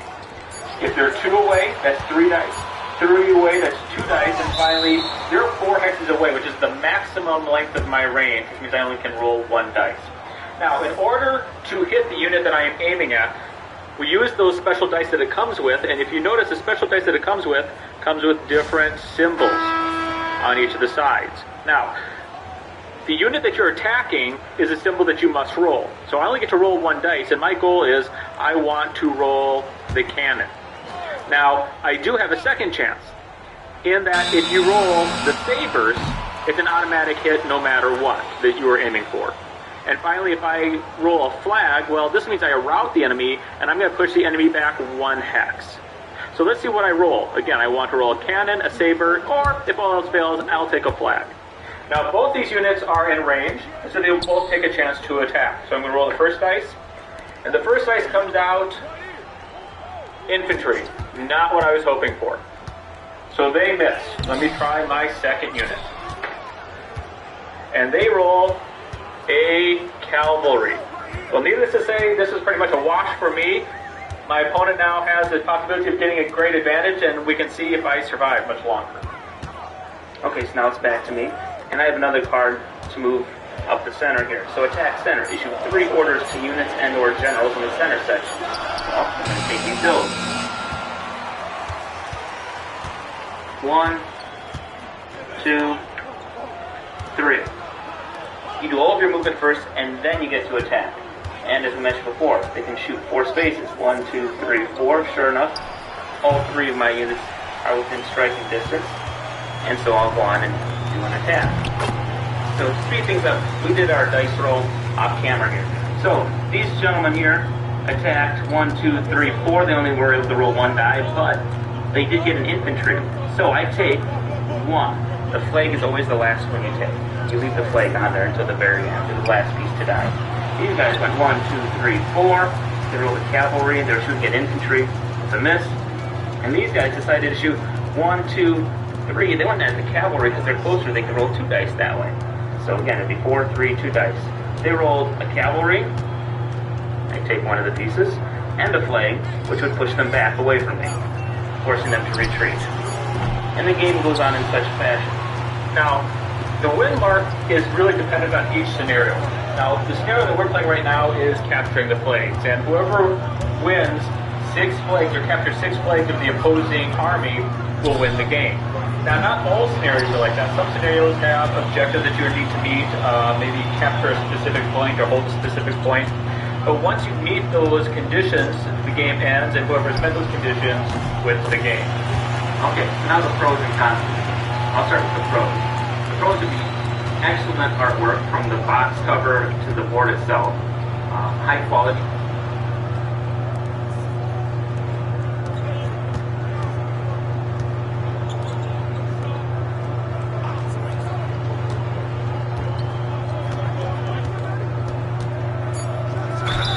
Get ready for fiery fun on DraftKings Casino, the #1 online casino experience and home of the largest, funnest Cash Eruption collection. New players get 500 spins over 10 days on your favorite Cash Eruption slots. Play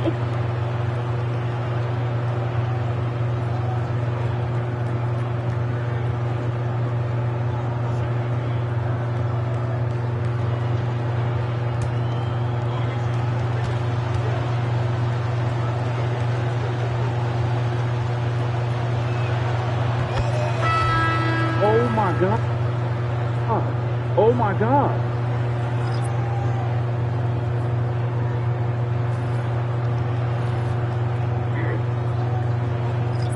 Yeah, also, as Jonathan Greenblatt has famously pointed to, when you say Jew hate, or when you say stand up to Jewish hate, people in the United States of America think you're talking about standing up to Jews who are being hateful, okay?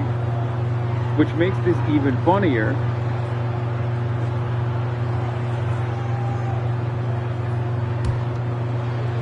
That's right, they pulled this. They pulled the term stand up to Jewish hate. And many Americans, when they hear that, think, oh yeah, you're right, we should stand up to Jews being hateful. That's what they think. Now, obviously, the large majority of Jewish Americans are normal-ass people. They're very kind people. They're normal people just like everybody else. It's just like the non. But one must ask the question, why the average American automatically assumes when someone says stand up to Jew hatred or stand up to Jewish hate, why do they think it's the Jewish people that are being hateful? I know why. Because of Israel. I'm standing up to Jew hatred.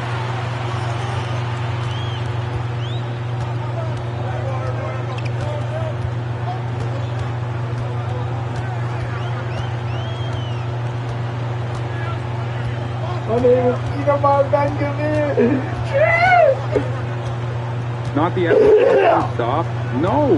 The reason why they think that is because, let's be real, okay? And I think all of the Jewish Islamic heads will say this in the chat as well. They'll probably agree with me on this. Jews in America right now have a very bad rep. And it is like almost entirely around Israel. So much so that the automatic assumption is that if you're Jewish, everyone thinks that you're pro-Israel. If you're Jewish, everyone thinks you're Michael Rappaport. They don't even think you're like, oh yeah, I mean, my family lives there, I think they're fucked up. They think you're Michael fucking Rappaport. They think you're Amy fucking Schumer. Okay?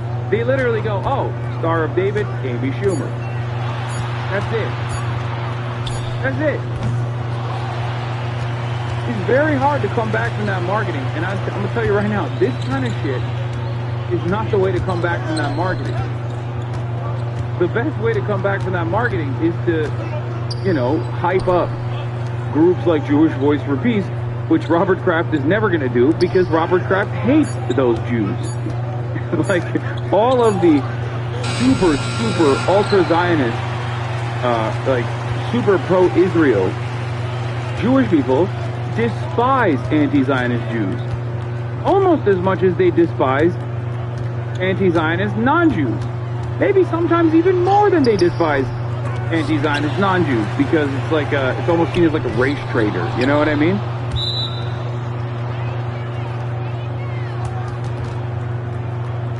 That's it.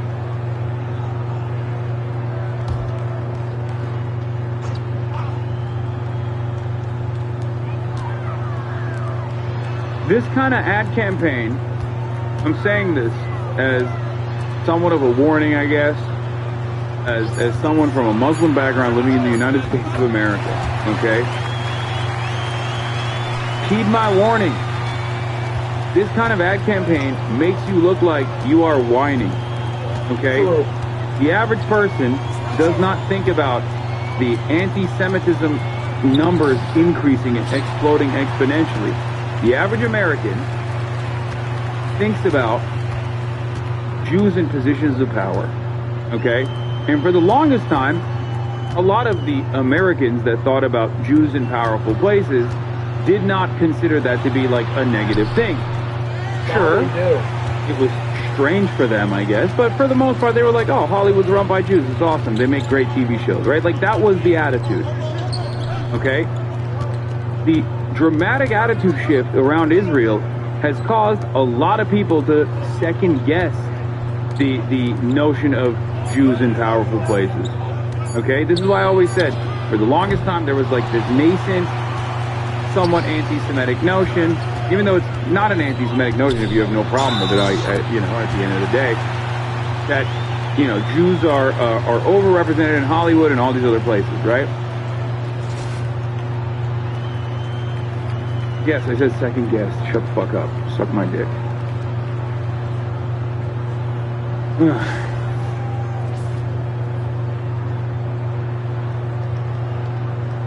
When you pair this up with Israel, when you pair this up with like all of the pro-Israel sentiment, okay, the endless amounts of most U.S. Jews do not identify as Zionists even when they support Israel, JFNA finds. The survey also found that 7% of American Jews identify as anti-Zionists, rising to 14% among young adults.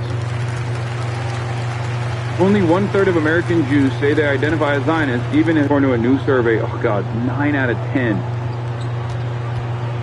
Ay, ay, ay. Devastating. I always say, if the ADL is worried about Israel's reputation, don't censor the Palestinian movement, censor Israelis. Would do wonders for Israel's reputation. Oh yeah, 100%. We are Charlie Perk. I think the Jewish Voice for Peace folks are more well-known than Michael Rappaport or even Jonathan Greenblatt. No, of course. When I say Michael Rappaport, I'm using Michael Rappaport as a fucking catch-all, chatter. I don't mean like people are directly tapped into Michael Rappaport's mania. I mean that there is a Michael Rappaport type figure that they have encountered at some point in the fucking media. That's what I mean. I don't mean literally Michael Rappaport. How do you not understand that? Nobody knows who the fuck Michael Rappaport is. We know because he's a fascinating little creature. Okay? I'm talking about a Michael Rappaport style unwell individual that has gotten in their fucking faces and is like, that's why I also said Amy Schumer, right?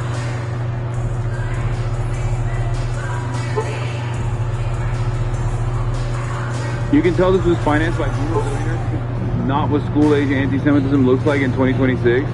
Oh yeah, there's also that aspect too, like the whole dirty Judaism has evolved dramatically since like some...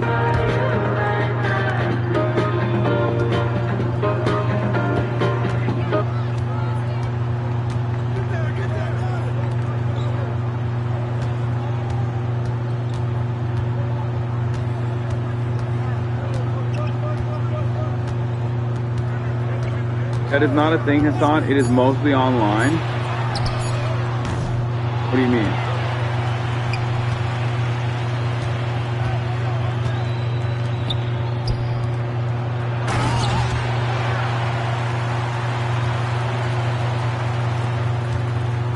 That's literally exactly how I was bullied in school. What the fuck do you mean? You're in a bubble, my guy. Most Americans do not think it's Jews being hateful. They just don't really care for Jews enough to take a stand up to Jewish hate seriously anyway. But yeah, they don't like Israel. My whole childhood I was told people run Hollywood in the world. Most of my dumbass kids I went to school with, people thought of Jewish oligarchs and media giants is a bad thing. No, I'm saying that there are people like that. But by and large, most Americans weren't like you're talking about the anti-Semitic conspiracies that you encountered, okay? I'm saying the average person for like the last decade or so thought, oh yeah, there's a lot of Jews in Hollywood. Oh yeah, there's a lot of Jews in finance. But like it wasn't a major consequence. Nowadays, because of the attitude shift on Israel and because of the tying, the false conflation between Israel and Judaism, now they think it is a bad thing. You know what I mean? Now they think, oh, I'm being censored on TikTok or TikTok's being fucking sold because Jews. That's the way they operate. That's the way that they think. Does that make sense? That's why I always said there is like this nascent anti-Semitism that has always existed. Always existed. And the thing that I was talking about, the stand up to Jewish hate thing, is not something that I made up. It's what the ADL studied.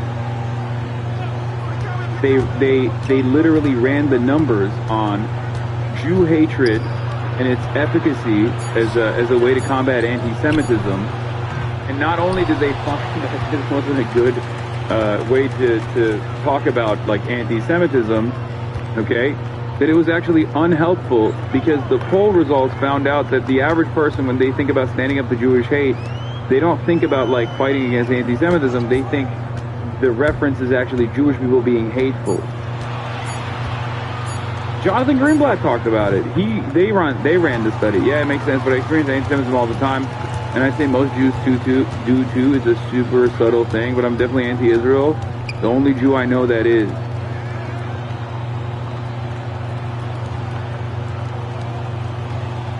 What is this? Well, at least from my own experience, that there is very rampant anti-Semitism in the United States, at least. That's your experience? That has been my experience. Are you Jewish? Directed at me, but people growing up, slurs against other races aren't tolerated, but slurs against Jews I would do pretty regularly, or lots of Jew jokes. Let me tell you something, okay? Norman's about to be like, I say slurs all the time towards all the races. You are wrong.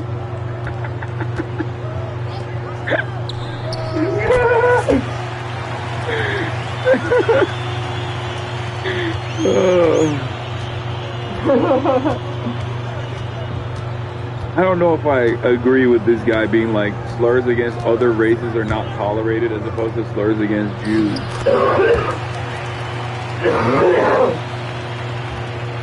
I don't agree with that at all. First of all, there was an era in which one calculated anti-Semitism not by a person's thoughts. You can't control a person's thoughts. And even you can't control your thoughts. And even you probably can't figure out what's your quote-unquote real motive for whatever you do. Are you interviewing me now because of your sincere inquiry into the life of the mind? or does it have an egotistical component, or does it go back to something your mother said when you were 5 years old? You know, human psyche is very complicated, and it's not susceptible to easy analysis or control. So there was an era where nobody ever thought about those things. When you talked about anti-Semitism, it meant, does it affect your job opportunity? Yeah. Does it affect your access to higher? And there was definitely an era for Jews in the West where this was an impact. This played a role. Like, this played a role in Jews getting jobs. Like, there was material harm at the systemic level. When you erode the systemic aspect of discrimination, and this comes along with, like, Jews being perceived as white, okay? But that's what it is at the end of the day. And there are obviously non-white Jews as well, but they receive discrimination, or at least historically in the last, like, I don't know, last like 20, 30, 40 years or so, they have received discrimination on the basis of their other identity and not. Your job depends on reliable tools. That's why Harbor Freight is committed to offering quality tools.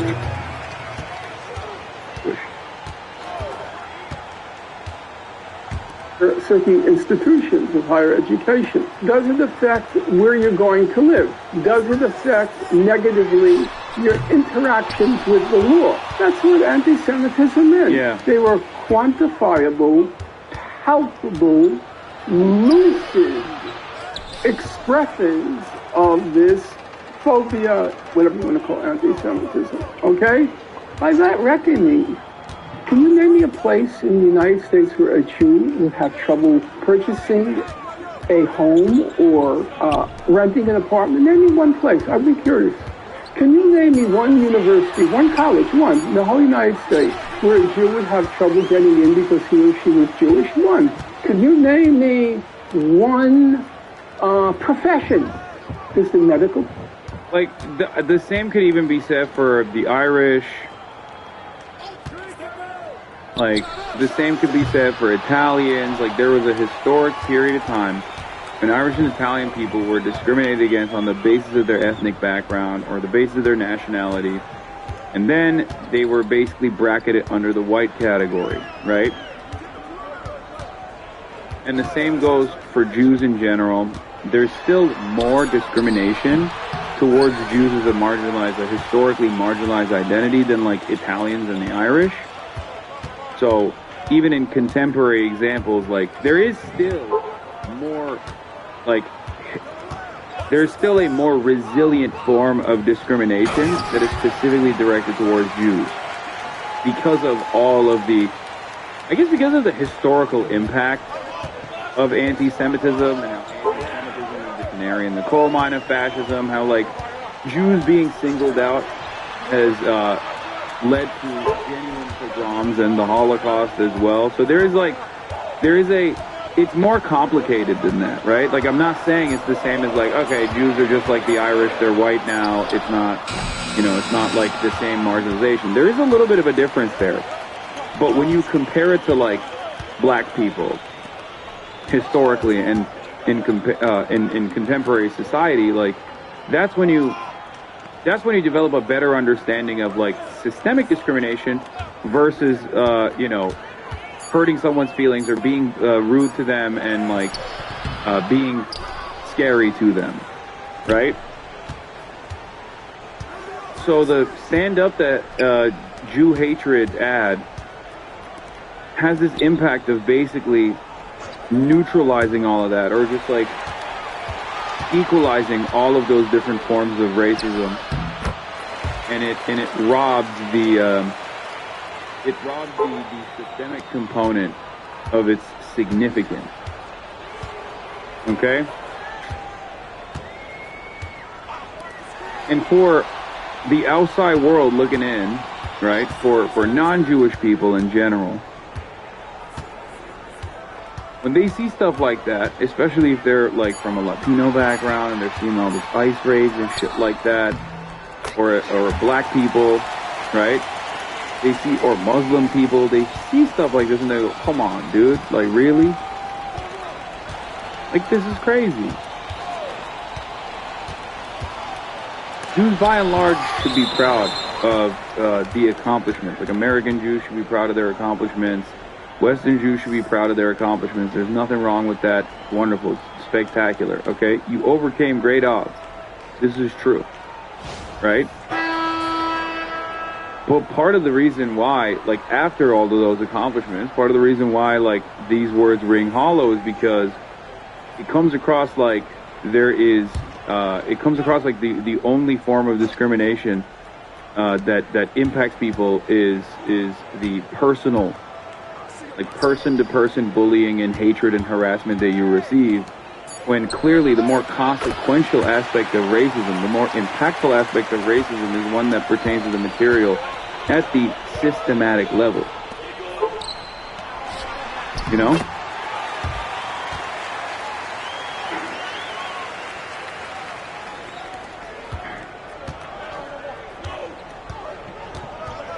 What is this?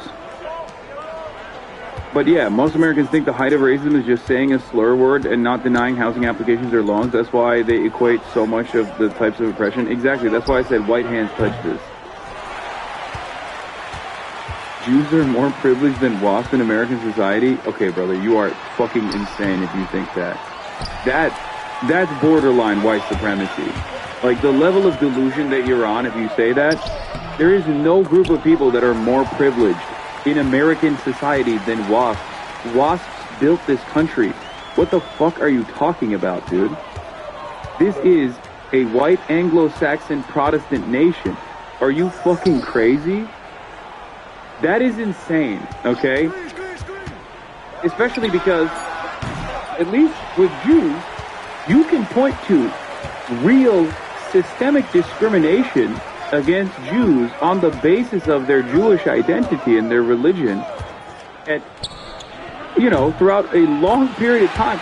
We fucking denied Jews the right to enter this country during the Holocaust.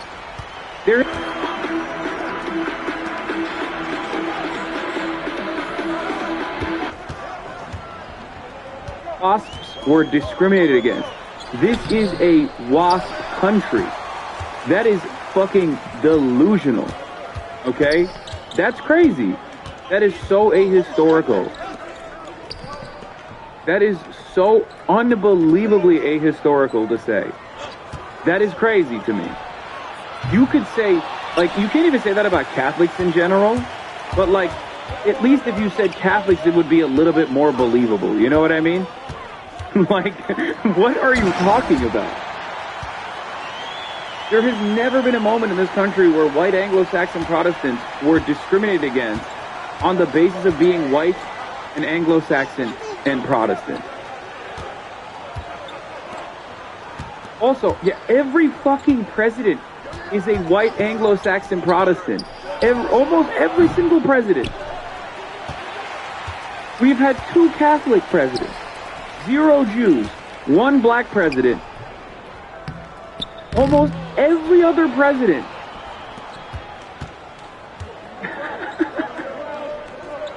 What the fuck? Oh, that's awesome. Like, throughout the history, throughout the entire history of the United States of America, Kissinger was Jewish. Oh, I didn't realize he was the president. What the fuck are you talking about? Did you think Henry Kissinger was the president? Hello? For every Henry Kissinger, there is a million WASPs in that role, brother. What? What does Anglo-Saxon mean in WASP? I thought it just meant white. It is, it's just think about it as white. Statistically, the chatter is not wrong. No, there is no statistic that the chatter is correct on. Unless you are literally talking about, like by and no, even in statistics you're wrong. If we're gonna look at, like, occupants of positions of prominence throughout American history, WASPs still by and large are fucking running the numbers up. Okay, you're crazy. Come on now. No, you mean like, oh well, the country is mostly WASP. And the per capita argument is that like Jews are in a better financial situation per capita in comparison to WASP. It doesn't matter. That's not how you look at fucking privilege.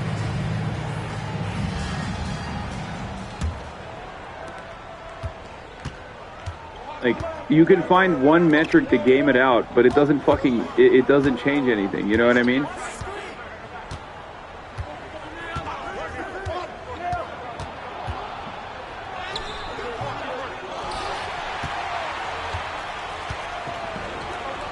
Unc, you were filmed on the plane? I don't know which one of you motherfuckers be farting in front of me, folks, but that shit blowing the fuck out of me, dude. Man, go to the fuck. Okay, first of all, you know that ain't me, because I'm sitting in business, alright?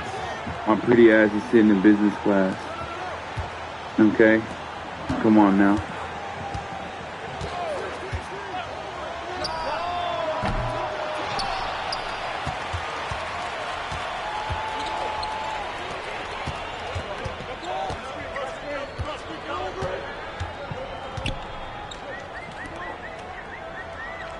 We do use the same metric for pollution per capita for Chinese people.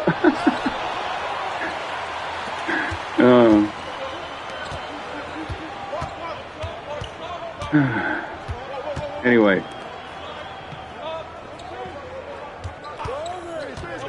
I feel the same way as an Indian American. You deal with racism often, but it's hard to feel truly subjugated when you're raised as the highest socioeconomic class.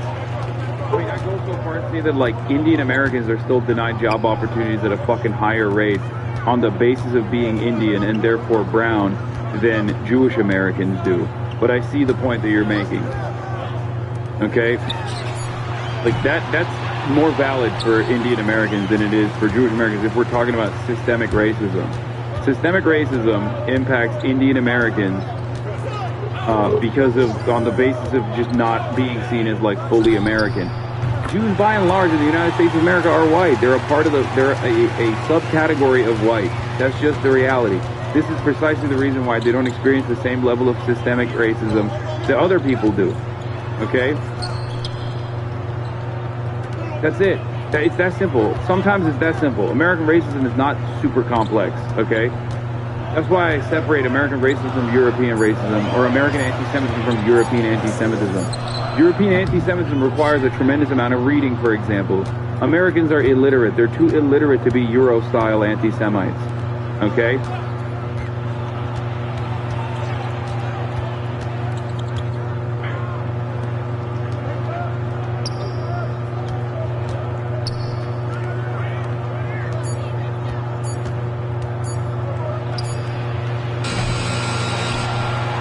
Profession discriminate against Jews? It's a legal profession. I mean, that was once a problem.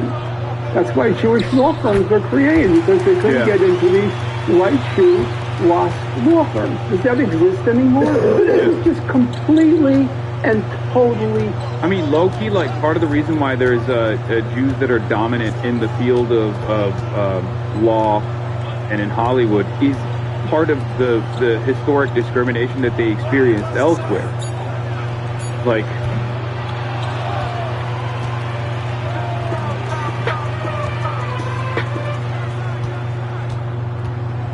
you know what I mean? Like, that's literally it. That's the whole point. They were excluded, so they chose alternative sectors where they could, like, create their own products, create their own goods and services. You know?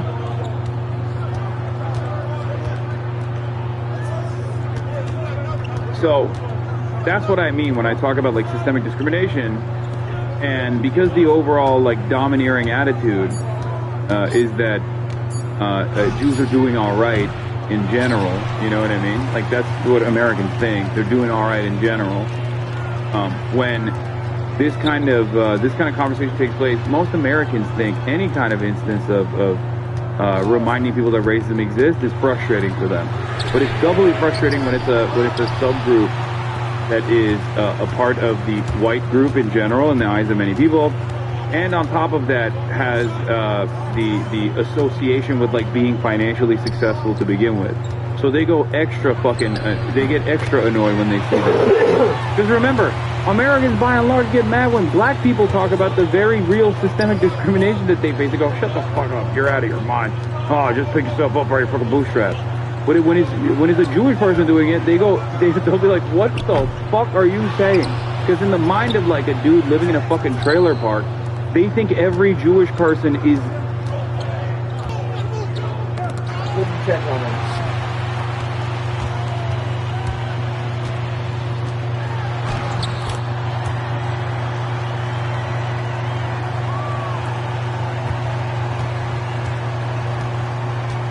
Game warden seizes shrimp from poachers. They were not happy. Bang. Little change of genre. Little game warden content. Good. How much? Hey, I just saw you the other day. Yeah. Was it yesterday? Yeah, yesterday. Yeah. What's in the cooler? Shrimp. Shrimp? So, okay. chat, I'm going to say before we get into this, I'm actually not super well versed in like the whole game warden stuff. I'm from the Midwest and I don't go outside. All right? So, like, in terms of Florida game warden, what are these guys typically looking for, chat? Are there any Floridians that can, like, clarify? Like, why would they inspect this boat? What are some common things? Yeah, poaching, of course, but, like, what are like, common things that people poach in Florida, guys? Obviously shrimp, but, like, what else? Like, out-of-season protected fish? Oh, so there's certain seasons you can catch certain fish? Interesting. Being over limit, making sure they have licenses? Okay. No, I remember the weights and fish scandal, bro. That video was fire. Get the fuck out of here! We got weights in the fish! And this cooler? Alright. So how much is this, you think? We tried to fill up a 5-gallon bucket, but it ended up breaking on us, so we just did the best we could, and all our ice melted, so we called it quits. Oh, it broke through? Okay. Yeah. So, let's see. I'm gonna come up. Arms are just like broken right now. So, you guys know, you obviously know it's 1 5-gallon bucket, right? Yeah. Is the limit? Okay. So let me see. Try and eyeball as best I can. That's basically what we were doing. We had a bunch of ice, but it just kind of all melted. It's down there on the bottom. There. That's fine. I got a fish in there. Papa, do you have a bucket in your truck? Yep. Do you want to grab that? If it's available? Because theirs has a big hole in the bottom of it. So, obviously does not work. No, we were trying, but...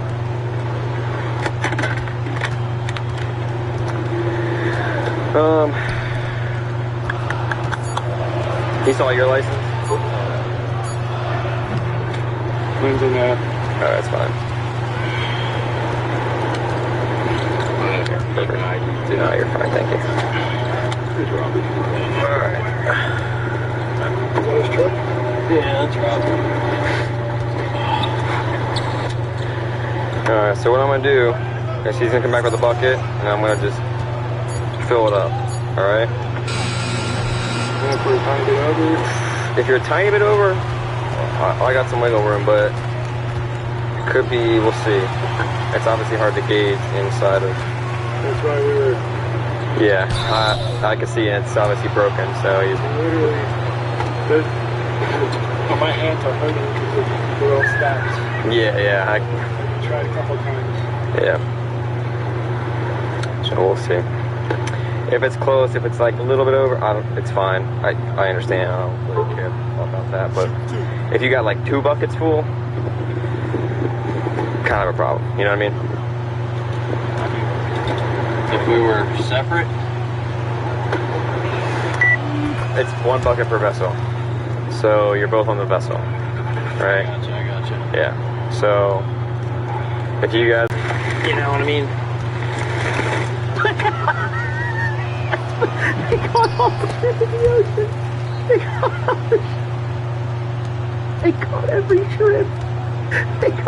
This guy said 1 bucket and he moves the target. It's just 100,000 shrimp. It's just every shrimp in the water. Dude, I know nothing about game board and shit, and like, okay, this might be illegal. Did you start using Instagram, YouTube, TikTok, Facebook, or Snapchat when you were between 8 and... No.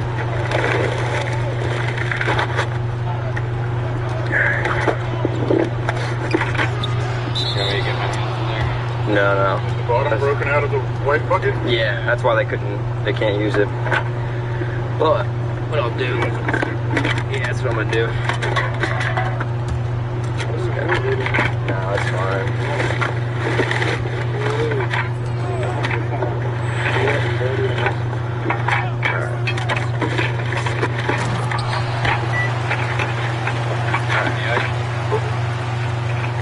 A little bit like that, but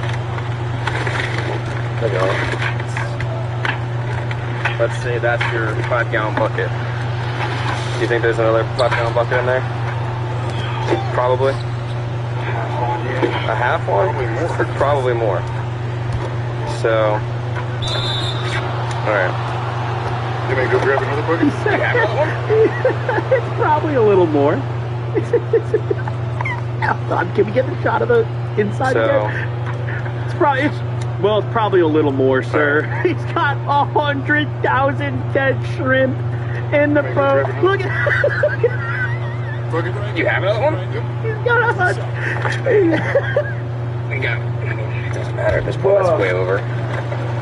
Yeah, there we go. Yeah, if it was like, let's say if you had like this much shrimp over, but that's, you still got inches, like another couple inches down, and then like it is cooler.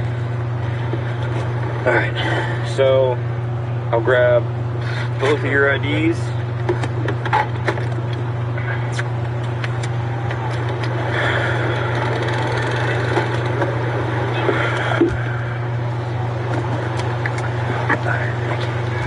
Have you guys ever been in trouble before? I don't need your fishing license, that's fine. How big of a deal is this? So anything resource related is misdemeanor. So every... Yeah, wait, what is the crime for this stuff? Okay. Like, it's not, like, these guys aren't going to go to jail, are they? Like, are they like, actually going to do some time for this?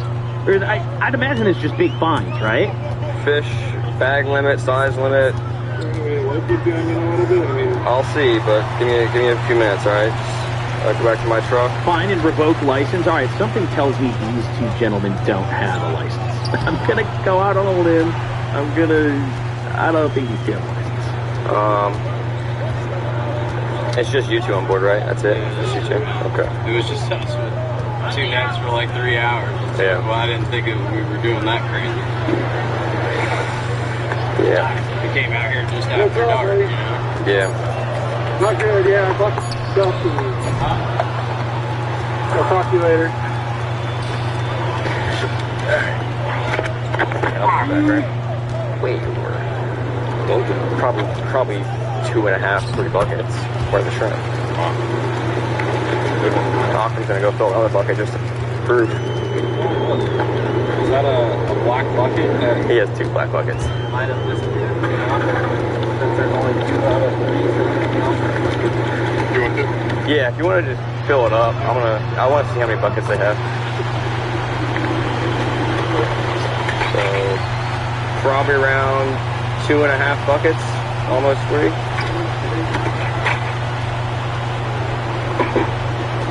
Yeah. I'll be right back.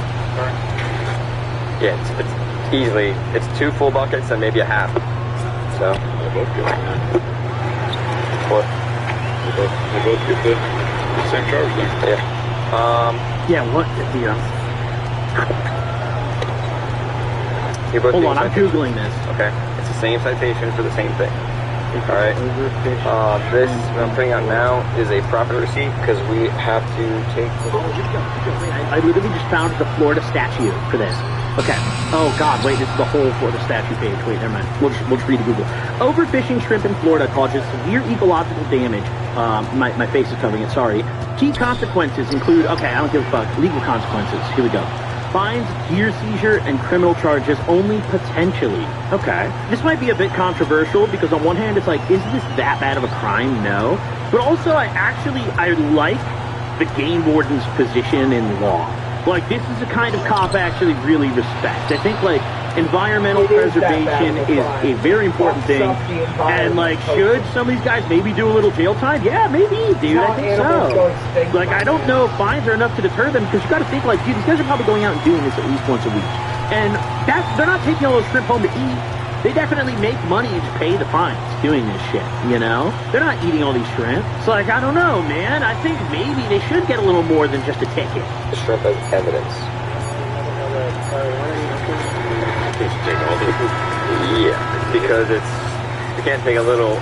The way the court works is bag limit. So I have to be able to prove you guys were over the bag limit of your 5 gallons. So therefore, I have to take everything. Because if I didn't take everything and I just showed up with 5 gallons, they'd be like, well, they have their 5 gallons. That's how the case kind of works. I'm just explaining that stuff. It's just too much. That's it. If, like I said, if it was just a little bit over, I can have wiggle room because I understand your bucket broke. But 2.5, 2.25 buckets roughly. I was almost done with her master's degree. That's right, being a home straight. Academically, this has been very challenging. When it came to fitting school into my lifestyle, no complaints. I cannot imagine if I would have had to make my kids less of a priority or having to do schoolwork at this big age that doesn't actually excite me about my career. But when actually... I just broke my back for it. That's all I'm worried about. I just want to get them home and start popping them so I can... I understand that. I was going to suggest, you know, what you could have done if your bucket was broken, obviously, but put it on the deck, drop the shrimp in. They're not going to fall at the bottom of the deck. You know, you could have done that. And then measured it that way. Man, for 3 hours. And I've been out here every night. Days waiting for this to happen, you know. I understand, but it's your duty as a fisherman to make the steps, to take the steps necessary to know what you're getting. Right? Again, it's just too much. That's all. But if you want to just hang out over there, I'll be right with you. Just a little too much. He's got literally a whole generation of shrimp. He is exterminated. Dude, there might have been like a cure for cancer in one of those bloodlines that he just exterminated. Dude. There might have been some sort of genetic mutation that just like could have changed the world forever. And this guy has just brought them all home to like sell to his neighbors on Facebook Marketplace. With him is produced out and I think that's mostly due to the competition, Kevin. So many good teams. Yeah, they'll contact you. I don't have a court date because they get so backed up. It could be in a month, it could be in 2 months, it could be in 3 months. But they'll notify you. And then is it a ticket too? No, it's just a court date. So that's what you do. I don't know. This might be one of my like most like I might be the woke friend here. I might be the woke friend here. But I find it really weird how different the rules are for animals that we deem huntable versus animals that we deem like pets, even though they're all animals, you know? Like, I find it very strange that this guy can overfish like 10,000 shrimp and it's like $100 fine, and kill 10,000 shrimp and it's $100 fine. But like, if this guy were to kill like a guinea pig, he's going to jail for a long time. Or like, if he killed like someone's cat, he's going to jail for a long time. Like, I don't know, that discrepancy is too wide.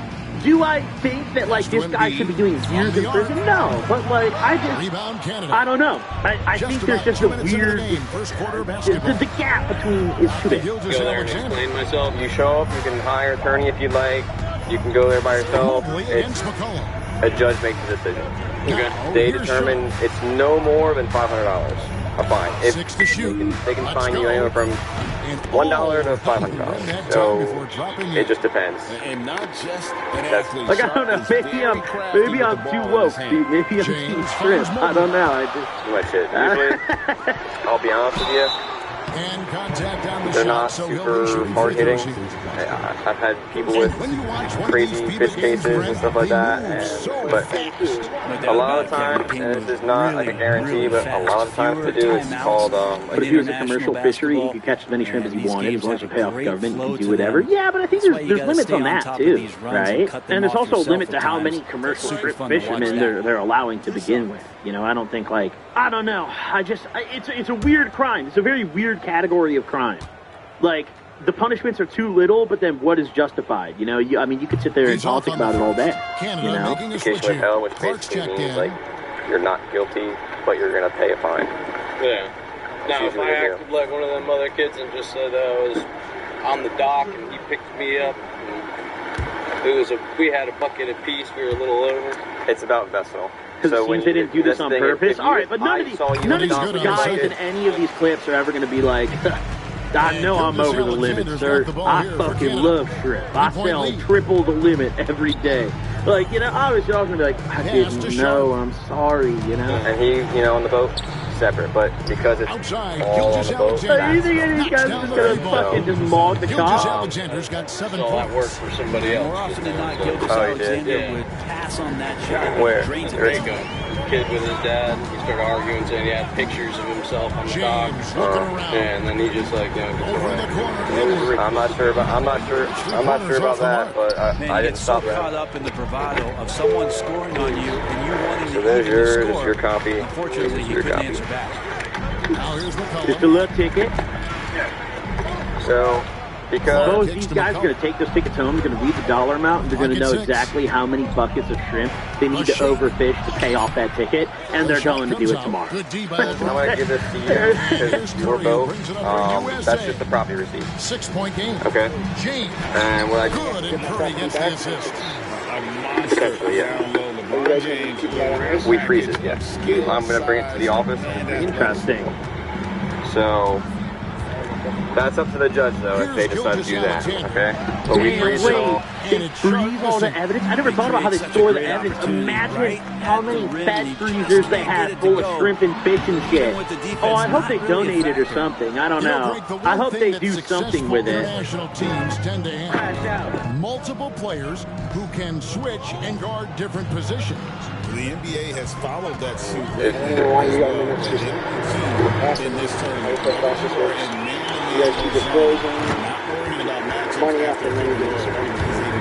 That's what the state requires. I don't make the rules, I just work, okay? So I need a signature for the property receipt. It's just saying that you know what your property is. Toughness. What do we Not end gonna up shy getting away left from of the contact. 5-gallon bucket? No, nothing. Nothing. We have to take all of it because you have over the bag limit. Gilgis Alexander. There's Dude, a screen. No, I'm not. Oh, shrimp. That's how I told you.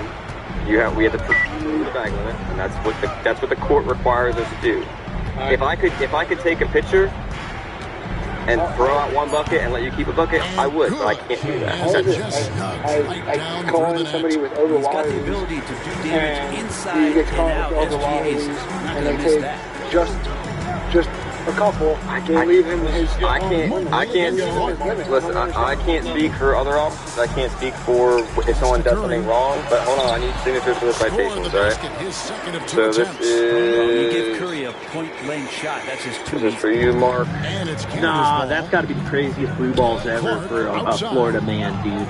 Imagine. Like that. This is like going to the strip club, dude. These guys are walking out. They got all their shrimp, and they get none of it. They've been out all day. So long it's dark out, and it's over. They go all the shrimp. Signature down there. It's not an admission of guilt. Just understand that they'll mail you about the court dates, and you will show up as they request.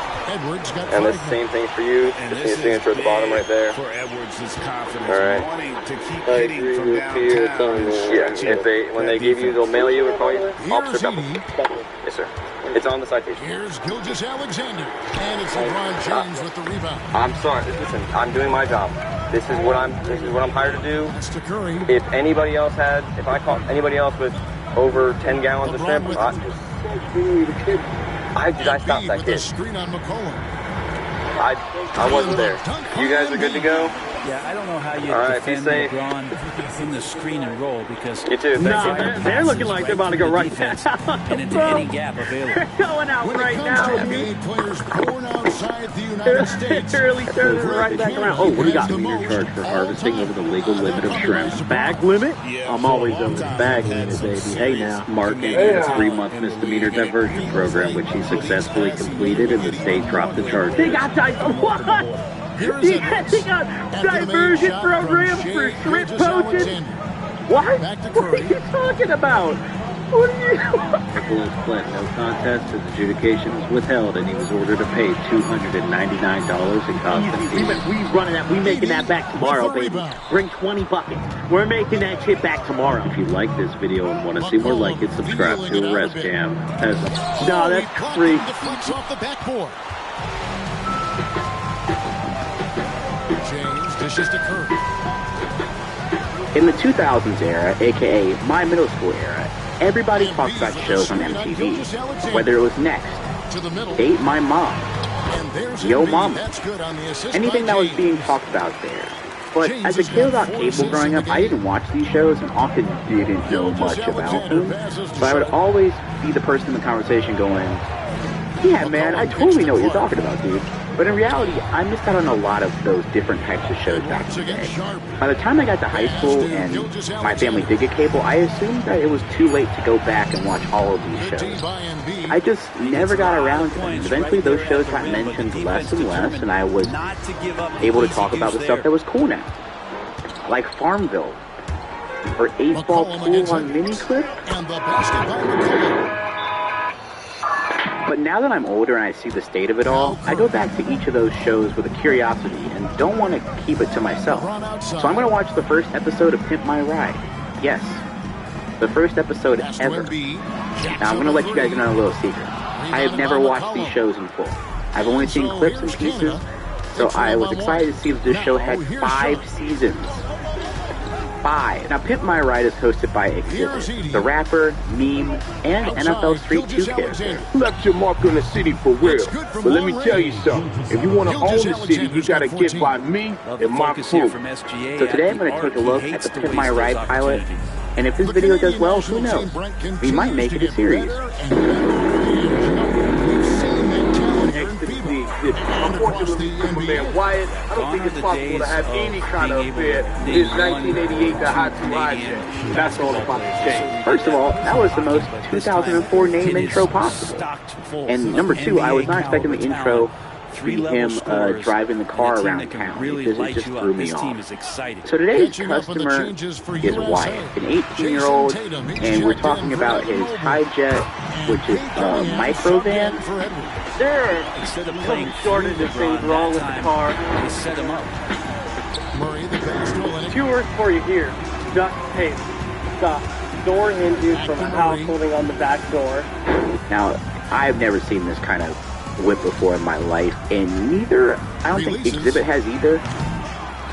He knows what it is, but I don't think he's ever seen it in person, or seen anything like it. So going through this intro and setting the scene, my main thought was, Wyatt, did you buy this car as is? Now, I'm not a car guy, but I'm sure that this could not have been the best deal you could have gotten for your money. It could not. I refuse to believe that. When I originally bought the Hi-Jet, it had golf cart rims and tires on it, and that one was a cut it because it could only go 45 miles an hour, but I decided to put some Mazda RX-7 rims on it, top speed, 60 miles an hour. Happy to see that one go in. Wyatt, again, I'm going to ask, did you buy the car as is?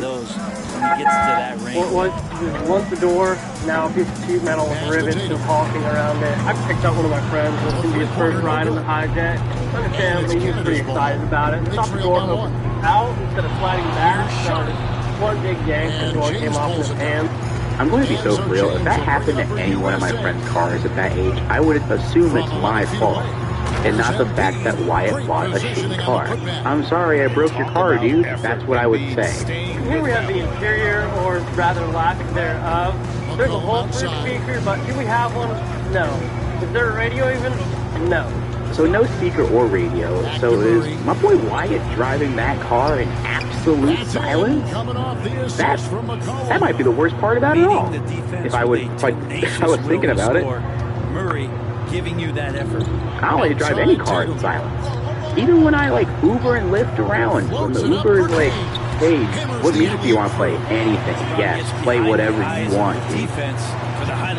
Not riding in silence, bro. I'm not. I'd like to think that I could be just fine with just about any car as long as I could burn a few CDs beforehand and we have a good jam session in the car. When I I first bought the car, my friends and family were thinking, are you out of your mind? When I first saw the hijack, I kind of thought it was a joke. Then after a while, I realized that was going to be his only mode of transportation. And then Kitty said it. The hijack's a rolling joke. Inside, it's like a toaster rolling on donut. So all of his friends and family thought this was a bad idea, but Wyatt was like, nah, man, this is my car, bro. It's speaking to me. And it's literally speaking because the car is rickety as hell. Alright, if my friend bought a car that had to use duct tape... Oh my sauce! I really hope you have one of those Rain-X Pro interior products. They clean stains and repel future drips and drops. Because we both know this is gonna happen again. All right, folks, 1 quarter down, 3 to go. As USA will take on Canada. As not a fashion statement, I would be a bit worried too. The Austin brother, the rocker, needs something to rock out with. So please, MTV, pimp my ride. Open, high percentage looks. Lots of assists in this one. It feels like the three-point line has opened up really early in this one, too. I love how 2000 MTV coded this is with Exhibit just standing over there like he's been summoned. Like, he was like, I summoned Exhibit with, I sacrificed 500 of my life points. Exhibit in attack mode, and he just like shows up there. And maybe it's because I make videos and stuff that I think about this more, but I can just hear production and be like, yeah, stand in the middle of the room. Walk up to us a couple of times. Oh yeah, we're gonna use all 3 cuts of that, by the way. Wow! Playing from behind right here, not easy, but he is answering the bell. Doing anything he can right now. And now I like to get to a segment I like to call Exhibit Letting the Intrusive Thoughts Win. He's been on fire the entire first half and continues to strike while the iron's hot. And it's Jason Tatum with the foul. That is his first foul of the game. I'm afraid to kick this because it might fall apart. But enough intro, guys. It's time for our 2 main characters to meet. I'll hook him up. Wyatt, what's happening, man? Yo, check this out, man. We coming to pimp your ride, brother, man. Are you serious? Outside, Gilgeous Alexander. Okay, just breathe for a minute, breathe. I do absolutely love the surprise on Wyatt's face because he's probably just like, oh shit, it's Exhibit. And now they get to check out the car, and Exhibit's just like so confused. Like he can't believe that people drive cars like this around. Like I get it. Part of me gets it. Let's go check it out. Wyatt. Where's it? The engine is actually, I'll show you right here, underneath the front seat. So it's actually smaller than most motorcycle motors. So 60 miles an hour is about all you're going to be doing in the speeds right here. Yeah, man, I'm right there with you because every part of this segment, Exhibit has no idea what's coming next. Wyatt might be the most unpredictable first guest of a show like this in some time. You never know what he's going to say next. You really can't clock it. That's like a lawnmower. Yeah, pretty much. Okay, is that a door? It's not really a door. Definitely plans for a window right here. Oh, these are plans, like blueprints. Yeah. See, with this car, you can draw on everything you want to do. They lead by 8. That's the biggest of the game. Exhibit's face just being like, shot clock at 5. Is this dude serious? Has me like... And he can extend the lead to double digits. I had to pause the video a couple of times because it feels like not an elaborate prank. It feels like not an elaborate prank, but it feels like an elaborate bit, if that makes sense. It just feels like an elaborate bit at this point because it's like, I don't believe that Wyatt drives that car. It's rebounded by Barons. I just don't. What is this red button? Is it like the ejector seat or what does that do? No, I figured seeing as how I had the trucker mud flaps, may as well I run with the big truckers and install the air horn on there. Oh. Okay, that's it. Give me the key. That's it. That's it. Wyatt, next time you see this car, it's going to be on a whole nother level. The fact that Wyatt and this car are so unpredictable and Exhibit is just like, he might, I don't know. I don't know if I would say breaking character, Exhibit breaks character, but Exhibit just goes, nah, man, that's enough car for you today, bro. Exhibit's like, nah, dude, enough. There's no way. From three-point range. Barrett's got himself going with the chipper, his first basket of the game. And here's James. He'll bring it up for USA. And Tatum on top of the key. Bro, did you just try to eat the ruffles from that car? Have you seen that interior, bro? What are we doing? X, are you better than this? I actually have no idea. Off the West Coast. That's a shot they want just about on every possession. If they can get it, it doesn't make them all, but it's still very much a high percentage. Manhattan Beach ain't never seen no wheels like this, Daddy-O. I love how this line feels a little bit scripted, but then the car is so shitty that Exhibit is fighting to not break when he drives off. Like, when he drives off, you know he has to 100% focus on the road when he leaves the driveway because the car is so beat up, dude. Anyway, Exhibit takes the car over to West Coast Customs. Honestly, Hector's a good guy, so I think it's a pretty good hand, so I'm not too worried about it. Are you sure you're not worried, Wyatt? Hey, let's go to Crenshaw. Hey, meet me on the show. I got a ride. His first points of the game. There, right? And that assist got a nod from his teammate after that one. He's very worried, Wyatt. James outside. Towns sets the pick for LeBron. Don't be silent to make trouble. And here's the fast break. Leading the way. At West Coast Customs, the guys are already fried with the whip, man, and he introduces the car to Ryan, the owner of West Coast Customs.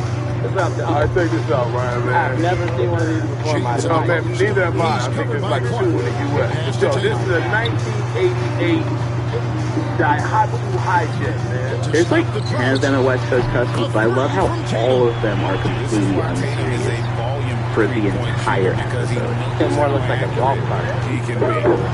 They got it. Roll out on me. They get in. And the car is in such bad shape that the manager Q says that even the car key is messed up, man. And I just gotta ask, how do you do that? Wyatt, what have you been doing with this car? Have you been going mudding? Like, what are you... man. Now, the auto parts segment of the episode is where Ryan introduces us to the shop, and then the guys brainstorm, and then they fix up the car. This is the part where they fix up the car. In this shop, we do everything. Wheels and tires, paint work, custom interior, multimedia. Now, I don't know how it is nowadays, but I remember when you having any sort of screen in your car was a big freaking deal. Oh my God! Having a screen was a big deal, guys. I remember our family, when we were on road trips, sometimes on the highway, we'd be like at the same speed of another car that actually had the TVs, and you'd like be able to watch like maybe 30 seconds of Toy Story with the sound on. meanwhile, I'm in the back. And license plate numbers to see if the numbers add up to something even. Can you tell I'm an only child, guys? Anyway, Ryan then shows off other projects that they're working on. There's a red Ferrari. Then there's a custom H2 Hummer built for 50 Cent. And it led me to pause and go down a rabbit hole. Do they still make Hummers? So Hummers were originally discontinued back in 2010-ish, and they came back in 2020 under GMC, and they're electric now? This was shocking to me because all I knew about Hummers as a kid was that they were huge and had bad gas mileage. Tangent aside, they've never worked on this brand of car before, but that's not going to stop the West Coast Customs boys. They didn't have a group idea meeting, which I didn't know that they were going to do. Well, yeah, it makes sense that they were going to have a group meeting, but I didn't know that this was like part of the show. I've only seen the end part of the show, Look at my ride with the end clips, and never the middle. Never the middle, guys. I've never done that. I belong to a kid named Wyatt, 18 years old, just moved out to LA. One of the things that I know about this kid, he likes music, he plays the guitar. Maybe we can put that So Jim's talking about a new paint job. And we have Ish on interiors talking about like a wraparound couch and carpet for the inside. Lobster in the back. Okay. All the way in the back. Oh yeah, kind of a wraparound couch. Yeah, so it's going to be insulated everywhere except the floor, right? So the floor has to be carpet. They're going to upgrade the tires and then put screens all around the car. As an added bonus, I think I want to put a wing on the back of it. You know, kind of a flared out wing. Make it look real cool. I mean, after all, it is a high jet. So the fixer upper part of the show is a lot of montage, which I understand because it's a ton of car work. I don't really know how many days pass, but they really don't explain what's going on that much in this part. I thought I would learn a little bit more about cars here. That's not really what's going on. That's not really what's going on. It's only a 22-minute show. If this was an hour-long show, but then it wouldn't feel like an MTV show. If it was an hour-long show, what's the other channel that has a lot of car stuff? Is it Discovery? It doesn't feel like Discovery. What channel is it? AMC? TLC? It's like TLC, AMC, History Channel. Like, there's one channel that like has a lot of these car shows, but I'm blanking on. Maybe I'll figure it out at the end, but who knows. But the little they do explain is that it makes sense. Take this example about the energy it takes for all of these electronics to run. And as someone that just saw Wyatt's car barely make it on the road when Exhibit drove it, I'm kind of concerned too. I'm a little concerned with all the stuff we put in this car. We're still in almost all of its power. What we did was put a dual battery isolator on it. What that's going to do is allow his little alternator to charge both of these batteries at the same time. That battery right there runs the motor and the car itself. And this battery runs all the accessories that we've added to it. She ordered 20 gallons of hot Better sleep. He does a great job of selling that pump fake, and he forces the D to react, and they make the mistake. You gotta love it. So they upgrade the tire size, and then they test drive it. Now me and Alex are going out and test drive this thing.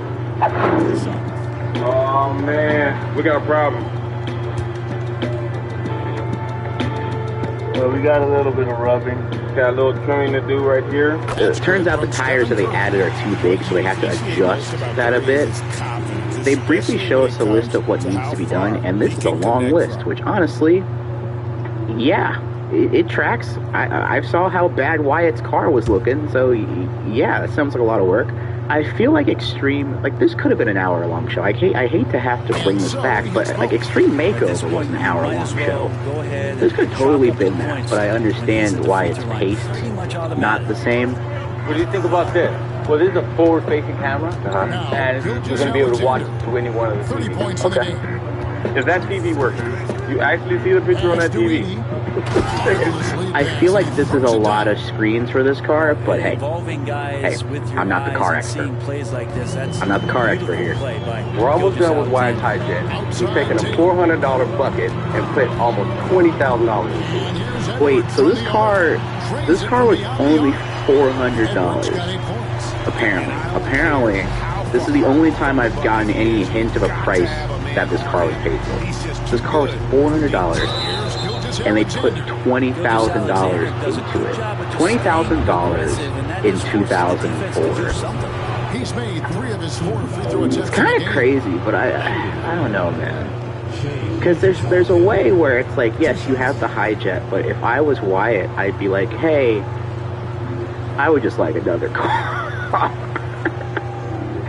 I know this wouldn't be entertaining, but I think that if I went on this show and I had like my 2003 Subaru, and then they came back and was like, yo, we spent 20 grand on this Subaru now, I'd be like, ooh, I would have loved another car at this stage of the game. But again, that's the show.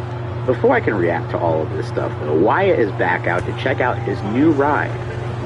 I know I promised him that I'd take his hijet and make it fly, but what we've done is going to blow him away.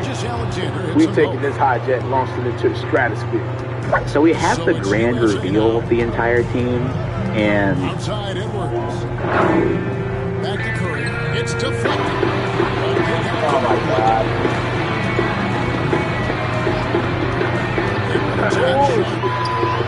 Edwards passes to Embiid. And left by Embiid. I kind of really understand Wyatt here because I'm not sure that he knows how to react right now. Because on one hand, I'm glad that Wyatt's car is all fixed up. On the other hand, this is the first episode of the series, so I'm not sure what Wyatt was expecting here. It's not like in a second or third season where someone has like seen the show before and it's like, oh, okay, that tracks. My car is not going to look the same when I come back. Maybe Wyatt was expecting them to just like fix up the interior or whatnot. I don't know if he was expecting a new paint job and all the other stuff into the car. He's like lost for words. They show us the before and after of the back of the hijet, and the first thing I'm very worried about is the lack of seatbelts in the back. Hopefully they show us something that helps with it, but for now, I don't see any. First up is Wyatt being told that they made a custom color just for the hijet, which I think is pretty cool, but Wyatt is more fascinated by the fact that they got 17-inch wheels on the bottom. Remember, he took the wheels that he was using from like when he bought the hijet at first, those were golf cart wheels, apparently. Since we're going with the hijet thing, when you're going fast, you can't fly without a wing. The wing's going to hold it down when you're doing excess speeds of 60 miles an hour. It'll hold it down. This is my favorite part of the reveal so far because that was just this dude going, I think I'd just like to put a wing on this car. Like, Wyatt didn't ask. At no point did Wyatt was like, I bought the hijet because I love airplanes and aviation. At no point did Wyatt say that.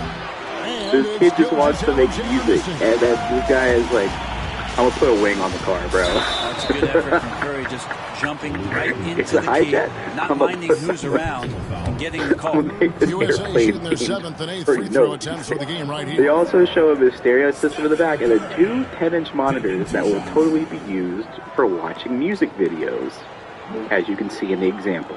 10-inch monitors up there. You're right. Now, hijet noticeably doesn't have a door on the side, but did the crew replace it? Remember that crappy ass wall that was in here? This is where the magic is.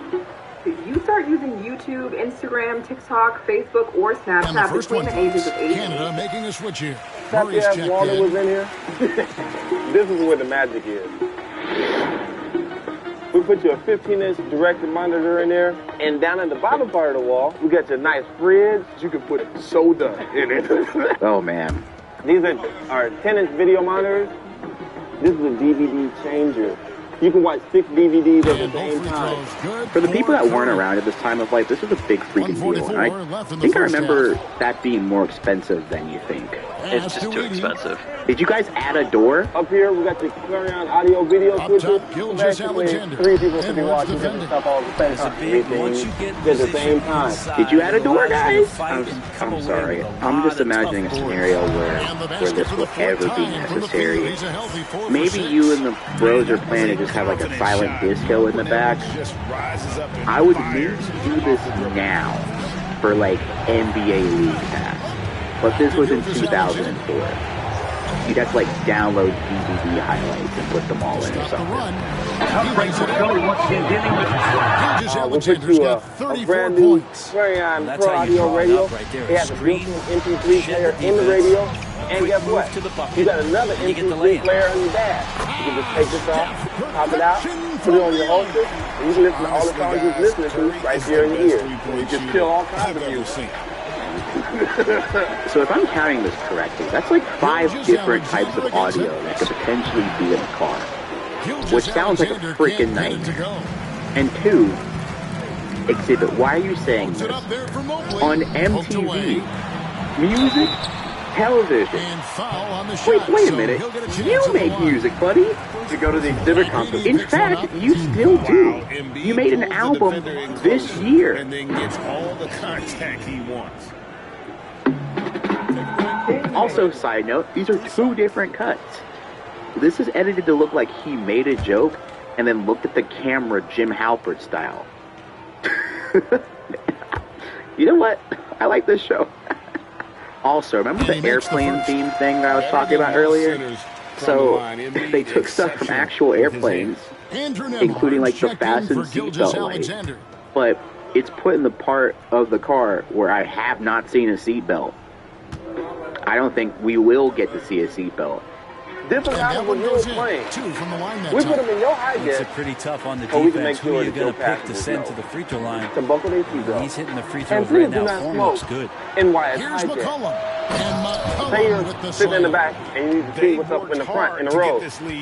We put a camera up front so you can see what's going on up That's front. right. And that's where the camera is. Gift wrap See right there, right above the We see this radiator? all too often. That The little team lift gets a camera? huge lead. What I really like about and this then their part guard is the gets let camera down. angle choice and the framing, because he's mentioning that we can see what Exhibit is doing in the front of the car, while we can already see Exhibit doing the same thing without the camera in the front of the car. Anyway, the last surprise they got from Wyatt was a gift from Guitar Center with amps that he could plug into the car, which is, I think, actually the most thoughtful part of the transformation.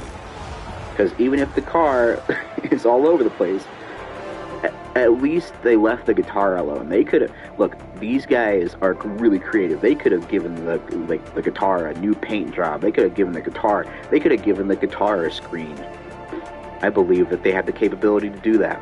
Again, it's very thoughtful because with all the wacky ideas, they actually remembered that he was a musician and not an airplane enthusiast. Anyway, it's time to bring the car back to the crib and see what him, his friends, and family think. Having the high jet Pimps is definitely one of the best things I've ever had happen to me. I think if I pull up to a job interview in this car, it'll definitely get a lot more respect, and that my future employer wouldn't think that it was unreliable. It definitely looks like a strong car now. I guess what he's saying is true. It is an upgrade compared to whatever he was driving before, but is it too silly to be taken serious? We'll never find out. Really staying focused on quality shots. Yeah, this is showing that they're They not still going to haven't play tied yet. at anybody else's pace but their own. Refrigerator? Yeah, it's coming out of the speakers. I love how Wyatt was talking about how more people would respect this new car, and then his friends and family immediately start laughing as he pulls up in the Surfer Dude mystery Canada machine. trails by 9.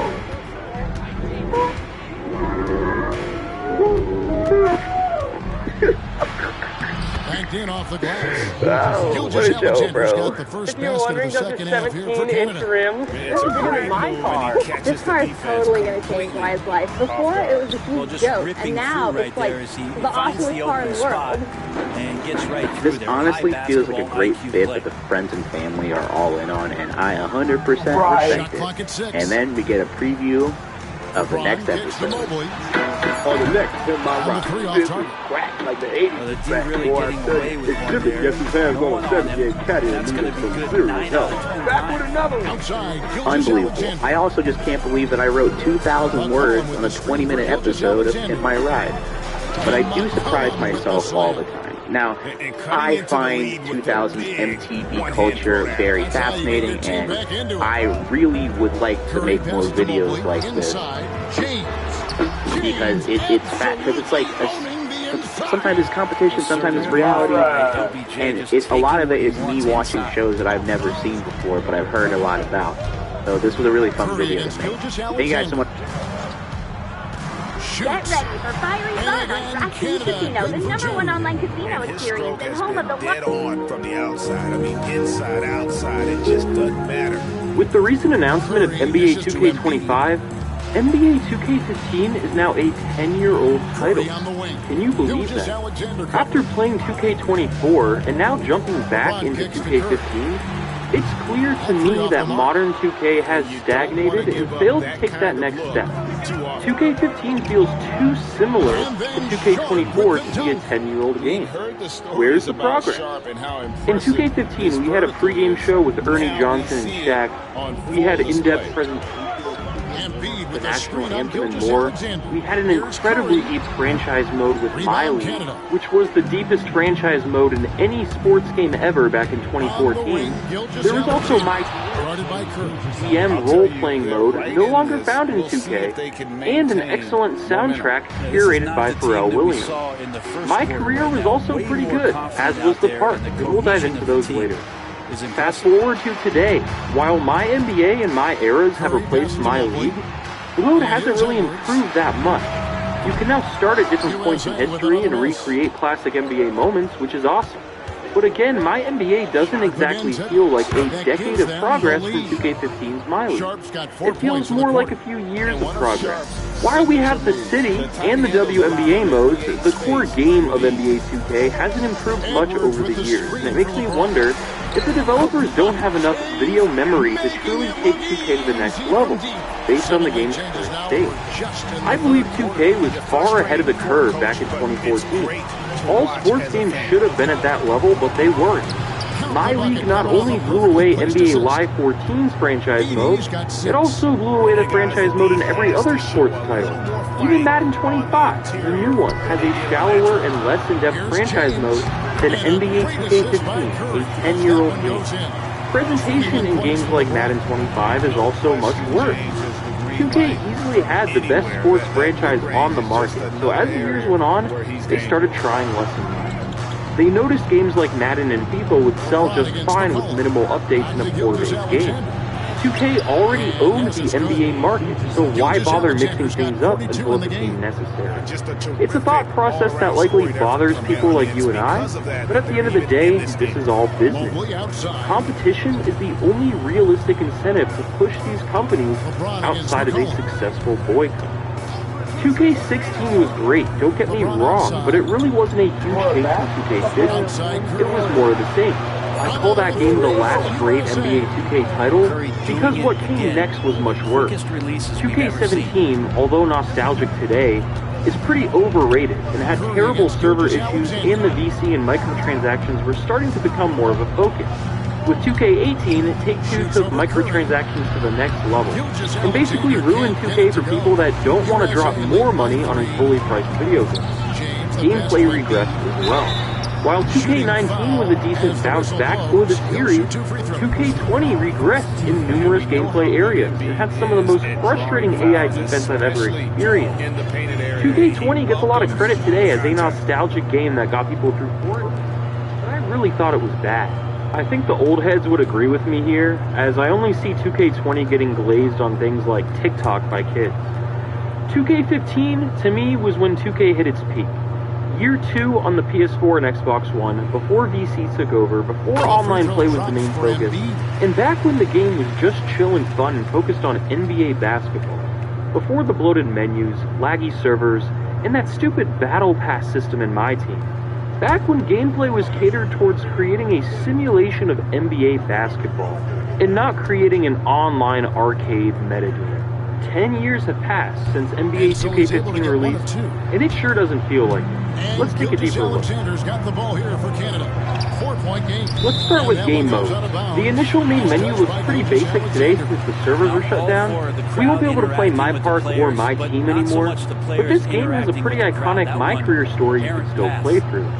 Something I always liked about these menus is being able to move it around with the right stick. It's just satisfying. In 2K15's My Career, you actually go undrafted and watch as player after player is picked before you. You have to fight for a roster spot and earn everything in your career. I remember loving these older My Careers as a kid, but now they look pretty rough and cheesy in retrospect. Nostalgia definitely plays a factor when it comes to the public perception of older My Career stories like this. That said, years later, I'm not sure My Career has actually gotten any better. It's still cheesy and ugly, and now it pushes players more towards buying DC than ever before. The potential seems sky high back in 2K15. Where has 2K really gone in the last decade, though? They added the city, but who actually wanted that? Am I the only one who would rather immediately load into a game in park with proper matchmaking rather than having to walk around a giant map and literally wait in line? Back to 2K15, they actually had a unique feature in My Career that year where real NBA players from every team would have voice acting. So no matter what team you signed with, you'd be mentored verbally by an actual veteran on any of the 30 teams. This was a cool touch, but the players they used weren't exactly the best voice actors. Take a listen. Alright, because that time around, just lucky he was off. Fast to prosper. McCollum with the ball. To the middle. Here's Gilgeous-Alexander. A miss that time would have put him up. It's been a nice stretch for them offensively. Yeah. I mean, the communication's great. You're right. He's right. We got too much talent, and we work too hard. We playing like this. We got to get this train right back on track, real quick, like. That's right. We all have the attitude. The train will be rolling in no time. Let's do it. Spirits and percentages from downtown on the rise in the second half. Who has thoughts about what? The young buck like you to actually do the right thing and avoid getting his sorry butt kicked out the game. Scoring breakdown for USA. The three-pointers and how well Sounds like a wild color to win. if they can keep These clips are pretty infamous today, but I have to give props to these players for at least sitting down and recording live. A funny touch back then was a fourth wall break that got pretty existential if you retired early in your career. You curiously decided to hang it up. Jason Tatum, he's checked in where for anything can USA. happen. Marie's checked in for Canada. Bet MGM. Make it legendary.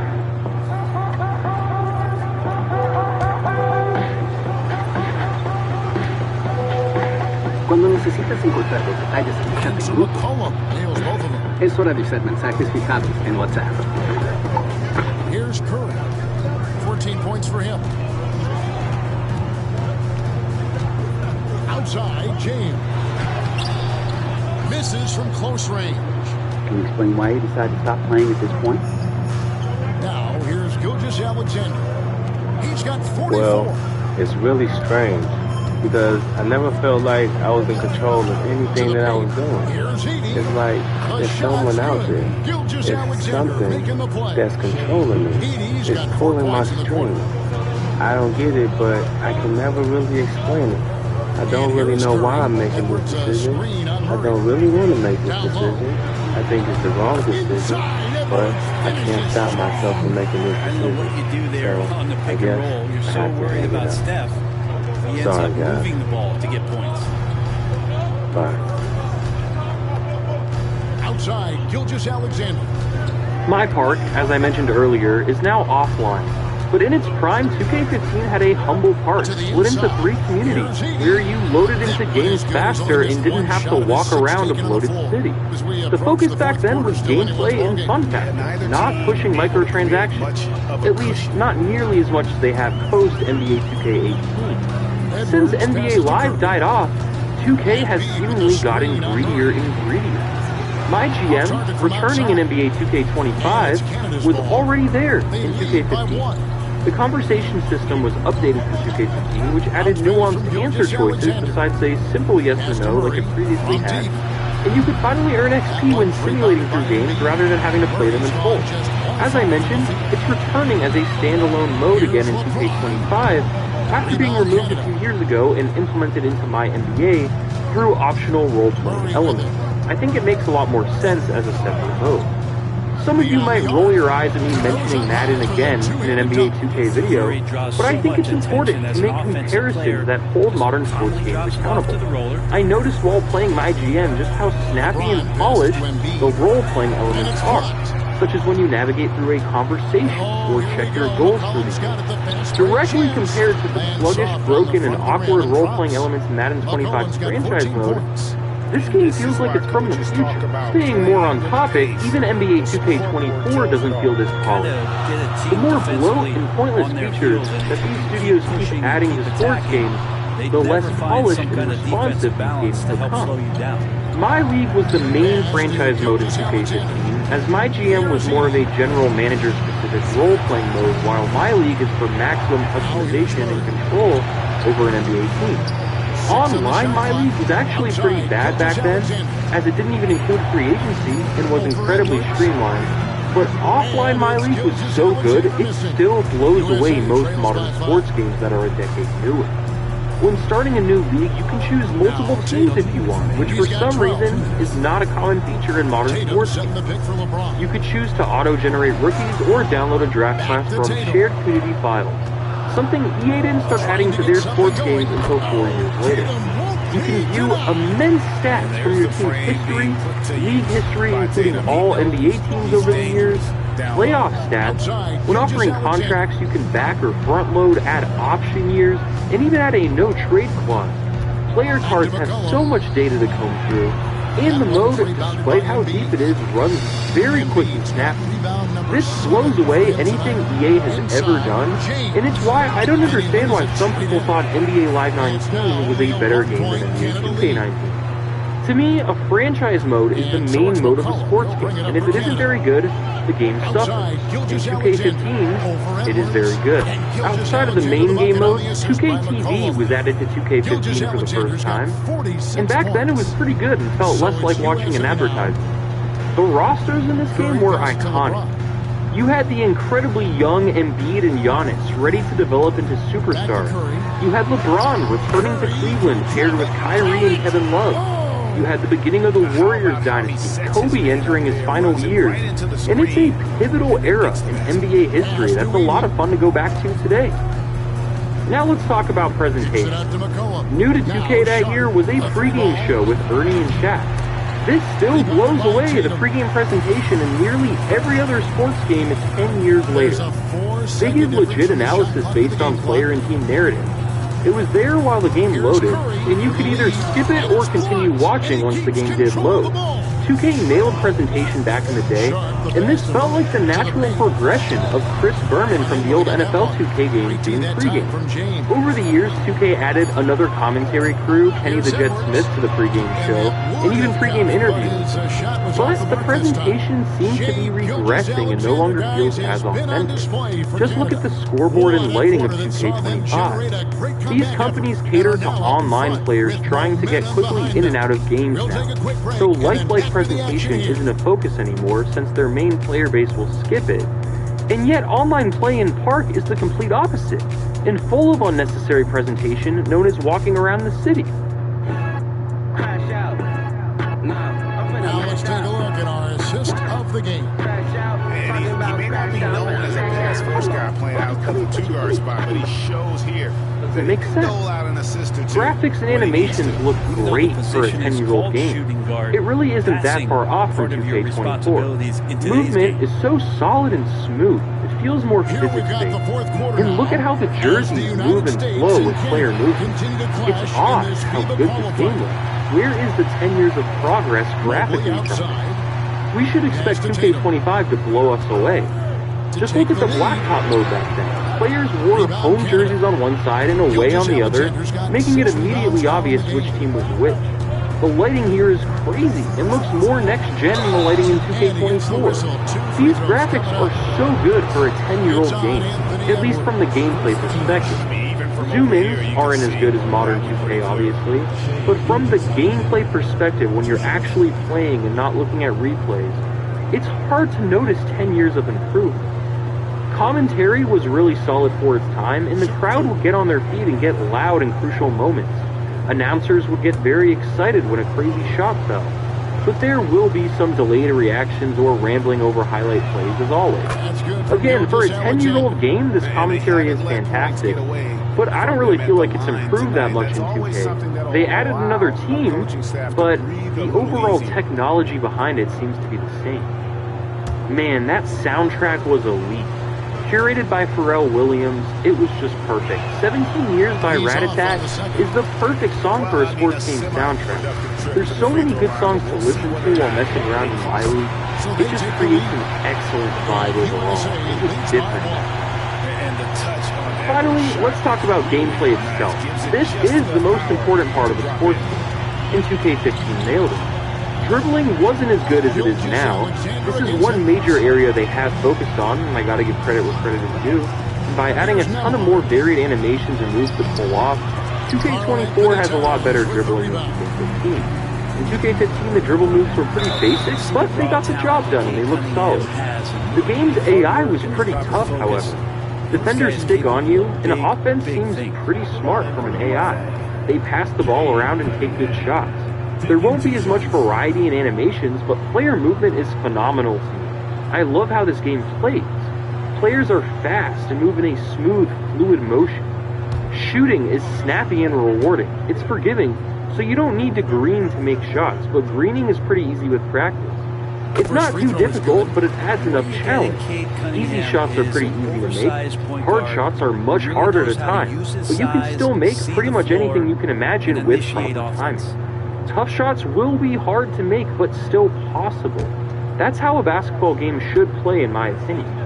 This was also the first 2K with a shot meter, believe it or not.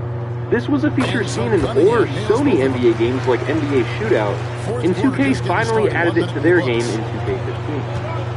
Players will actually auto-contest shots for you sometimes, and small players can make contested layups by being crafty and quick, instead of missing a makeable shot simply because someone taller is standing there.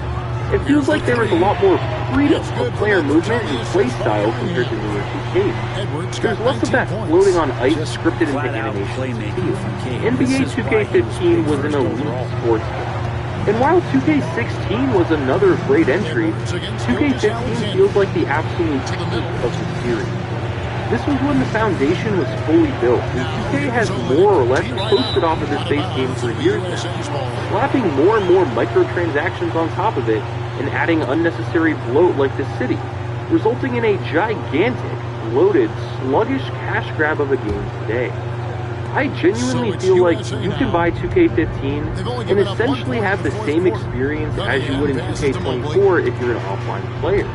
My NBA is deeper, and the My Eras mode is awesome, but most of the features in that mode and depth are found in 2K15's My League as well. The My Career story is cheesy but fun and rewarding. In 2K24's My Career is more of a grind. Gameplay hasn't improved dramatically, and it feels like it has regressed in some areas. I had a similar reaction when playing Madden 11. Where is the so-called progress from years and years of newer games?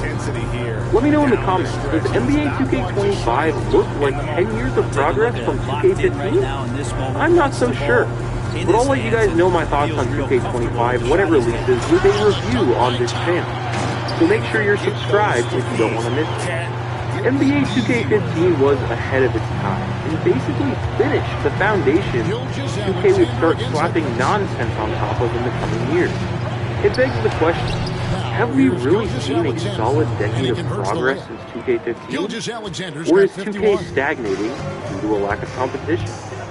I think NBA Live, or NBA Street, or something like that needs to return quickly. Thanks for watching. And you could tell he thought that triple was gonna fall. And it's Gilgeous-Alexander missing. USA lead by 4. Cunningham outside. Here's Tatum. Rebound Canada.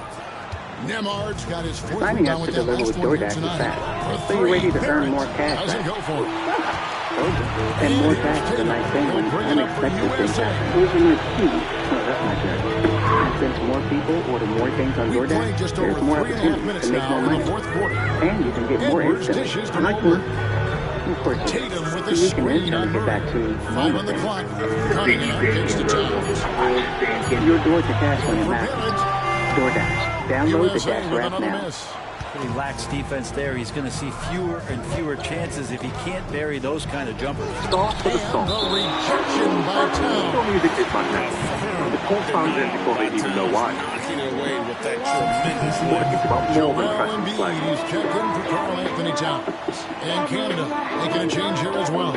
Sharp checked in It's for about the Andrew world Nemar. you create. This is where your realest, biggest fans go deeper.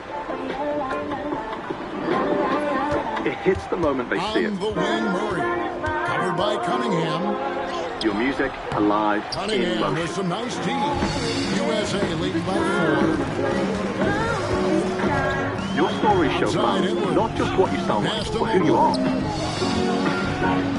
here's Embiid. It builds through action. It takes fans from streaming, saving, sharing, playlisting. Pocket 6. And finally seeing you live.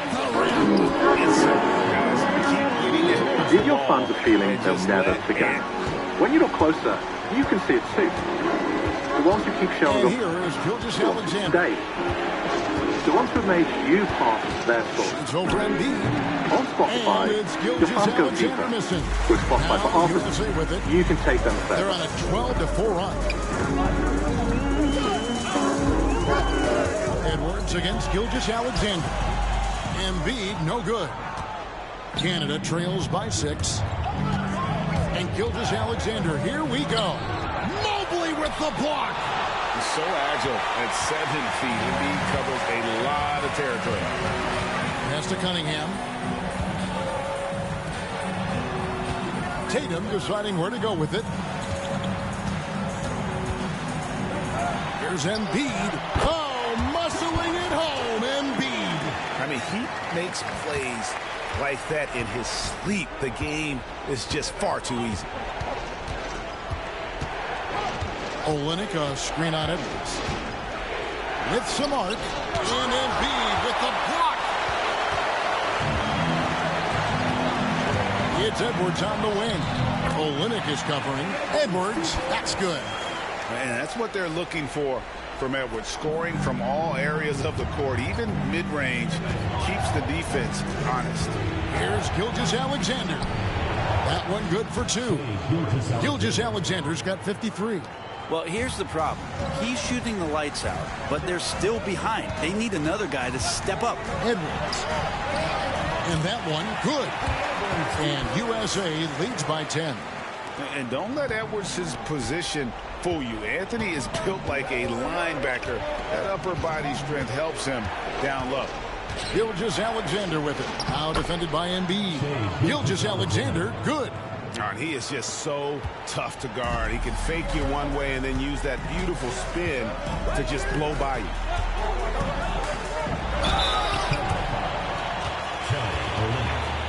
First personal foul, second team foul. At the line for 2, Anthony Edwards.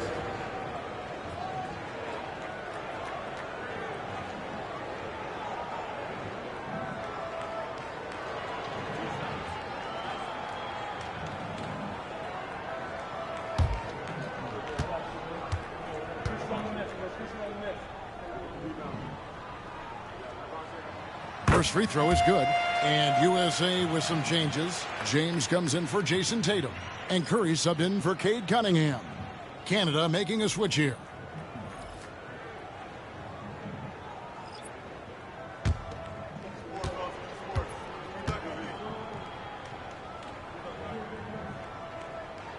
And so he makes both from the line. Here's Gilgeous-Alexander.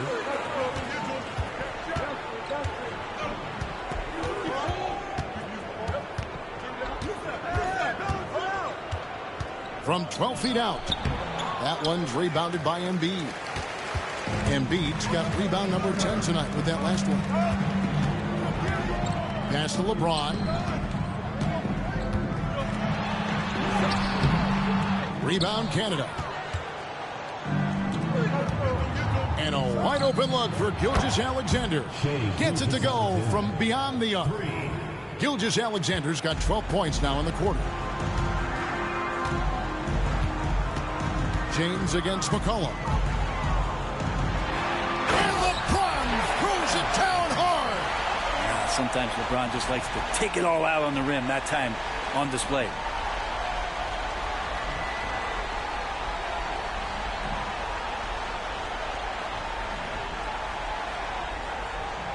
And so here's Canada.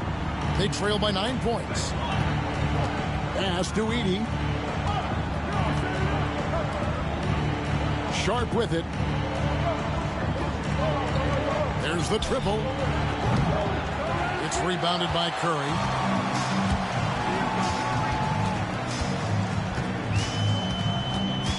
Mobley outside.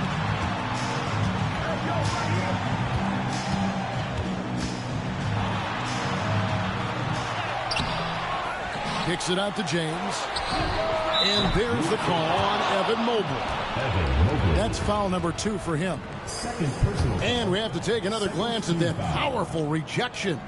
And a block like that sends a message. One that says we're not giving up this lead.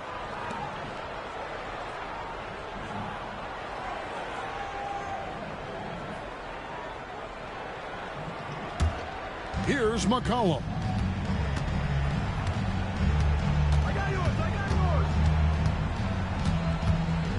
Pass to Gilgeous-Alexander. That falls.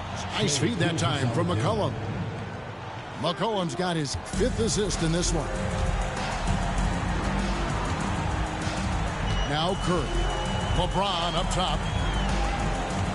Knocks it loose. Stolen by McCollum. Here's Sharp. Back to McCollum. Here's Gilgeous-Alexander.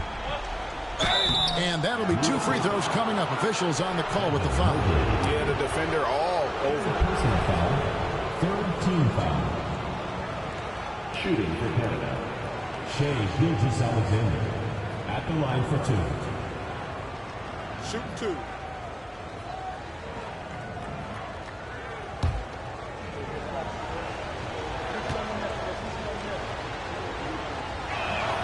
And he knocks down the first one.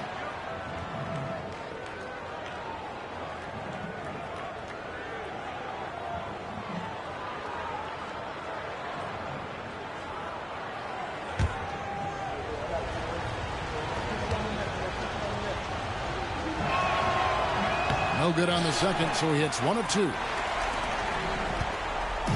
And so James will bring it up for USA. It's a 5-point game. Here's Edwards. And 2 free throws coming up, unable to get that one to go with all the contact. That one on Gilgeous-Alexander. And this is Edwards' game. When he's aggressive and trying to score, it really puts a lot of pressure on the defense.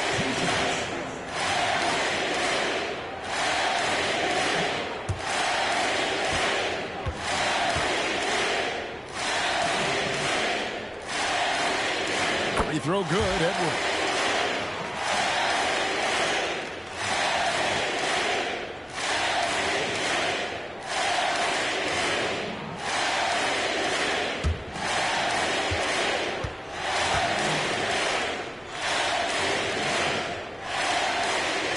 And Edwards drops them both.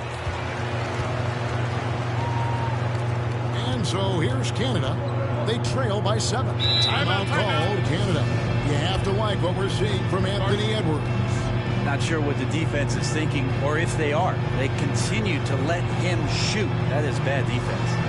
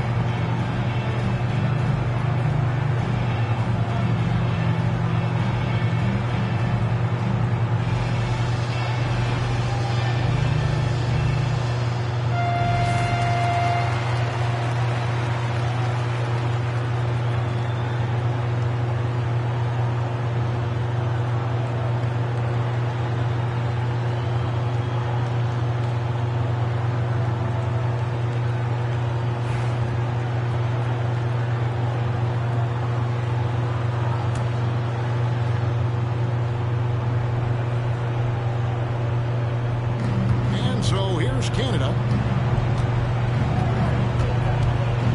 Now here's Gilgeous-Alexander. Mobley with the block. Curry with it. Now defended by McCollum. Stolen. And now here's Gilgeous-Alexander, the fast break chance. Great tee that time from Edwards. USA leading by 7.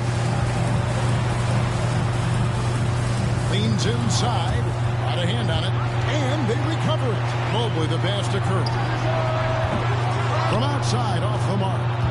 And maybe, he thinks thinks he can shoot himself out of the cold spell, but I don't think that's the case. Maybe somebody want to tell him to ease up off the threes. And it's Gilgeous-Alexander missing.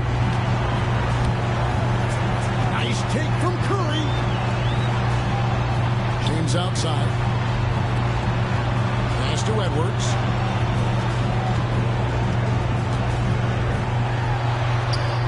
It's good. Edwards got 31. And unbothered by the contact inside, Edwards plays the game with so much physicality.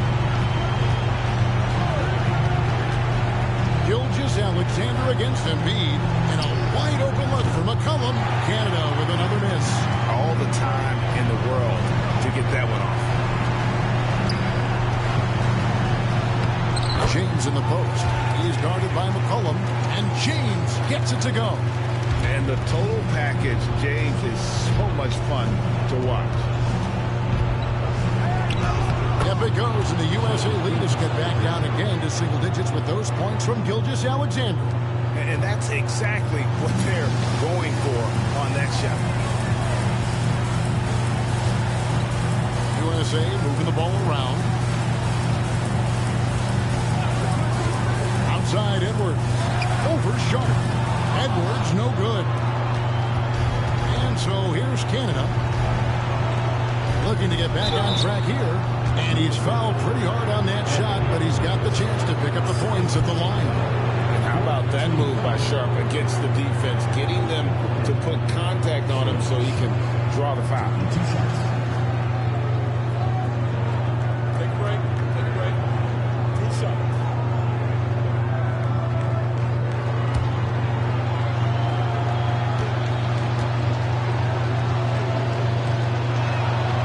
Good on the first, and that brings them within 8. Well, Sharp was a mystery man back in that 2022 draft, not playing a minute of college basketball, but drafted in the top 10 because of this upside.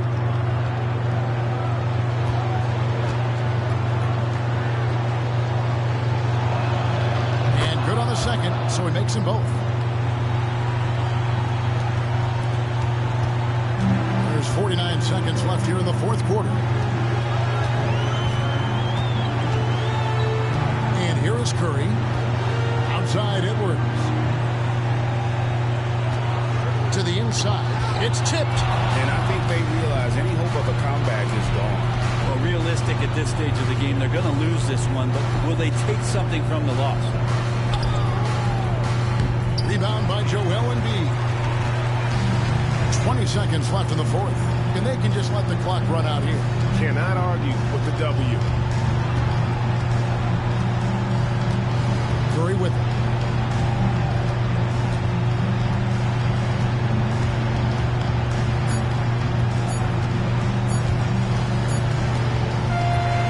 So USA wins it. There is so much pride in representing your country. You can see it in their eyes, and you can feel it on the floor. Each moment playing together.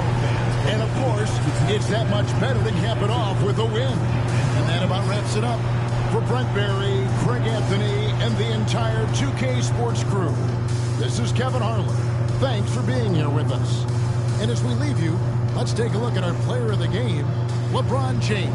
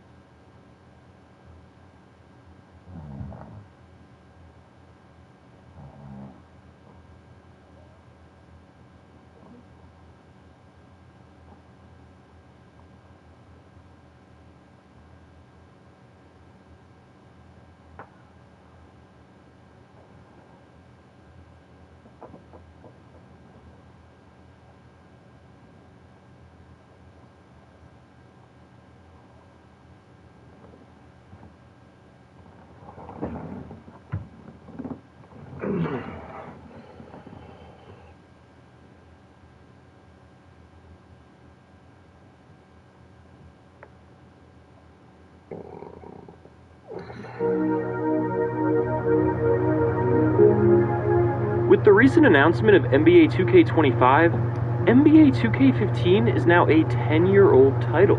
Can you believe that? After playing 2K24 and now jumping back into 2K15, it's clear to me that modern 2K has stagnated and failed to take that next step. 2K15 feels too similar to 2K24 to be a 10-year-old game. Where's the progress? In 2K15, we had a pregame show with Ernie Johnson and Shaq. We had in-depth presentation with pregame warm-ups, the national anthem, and more. We had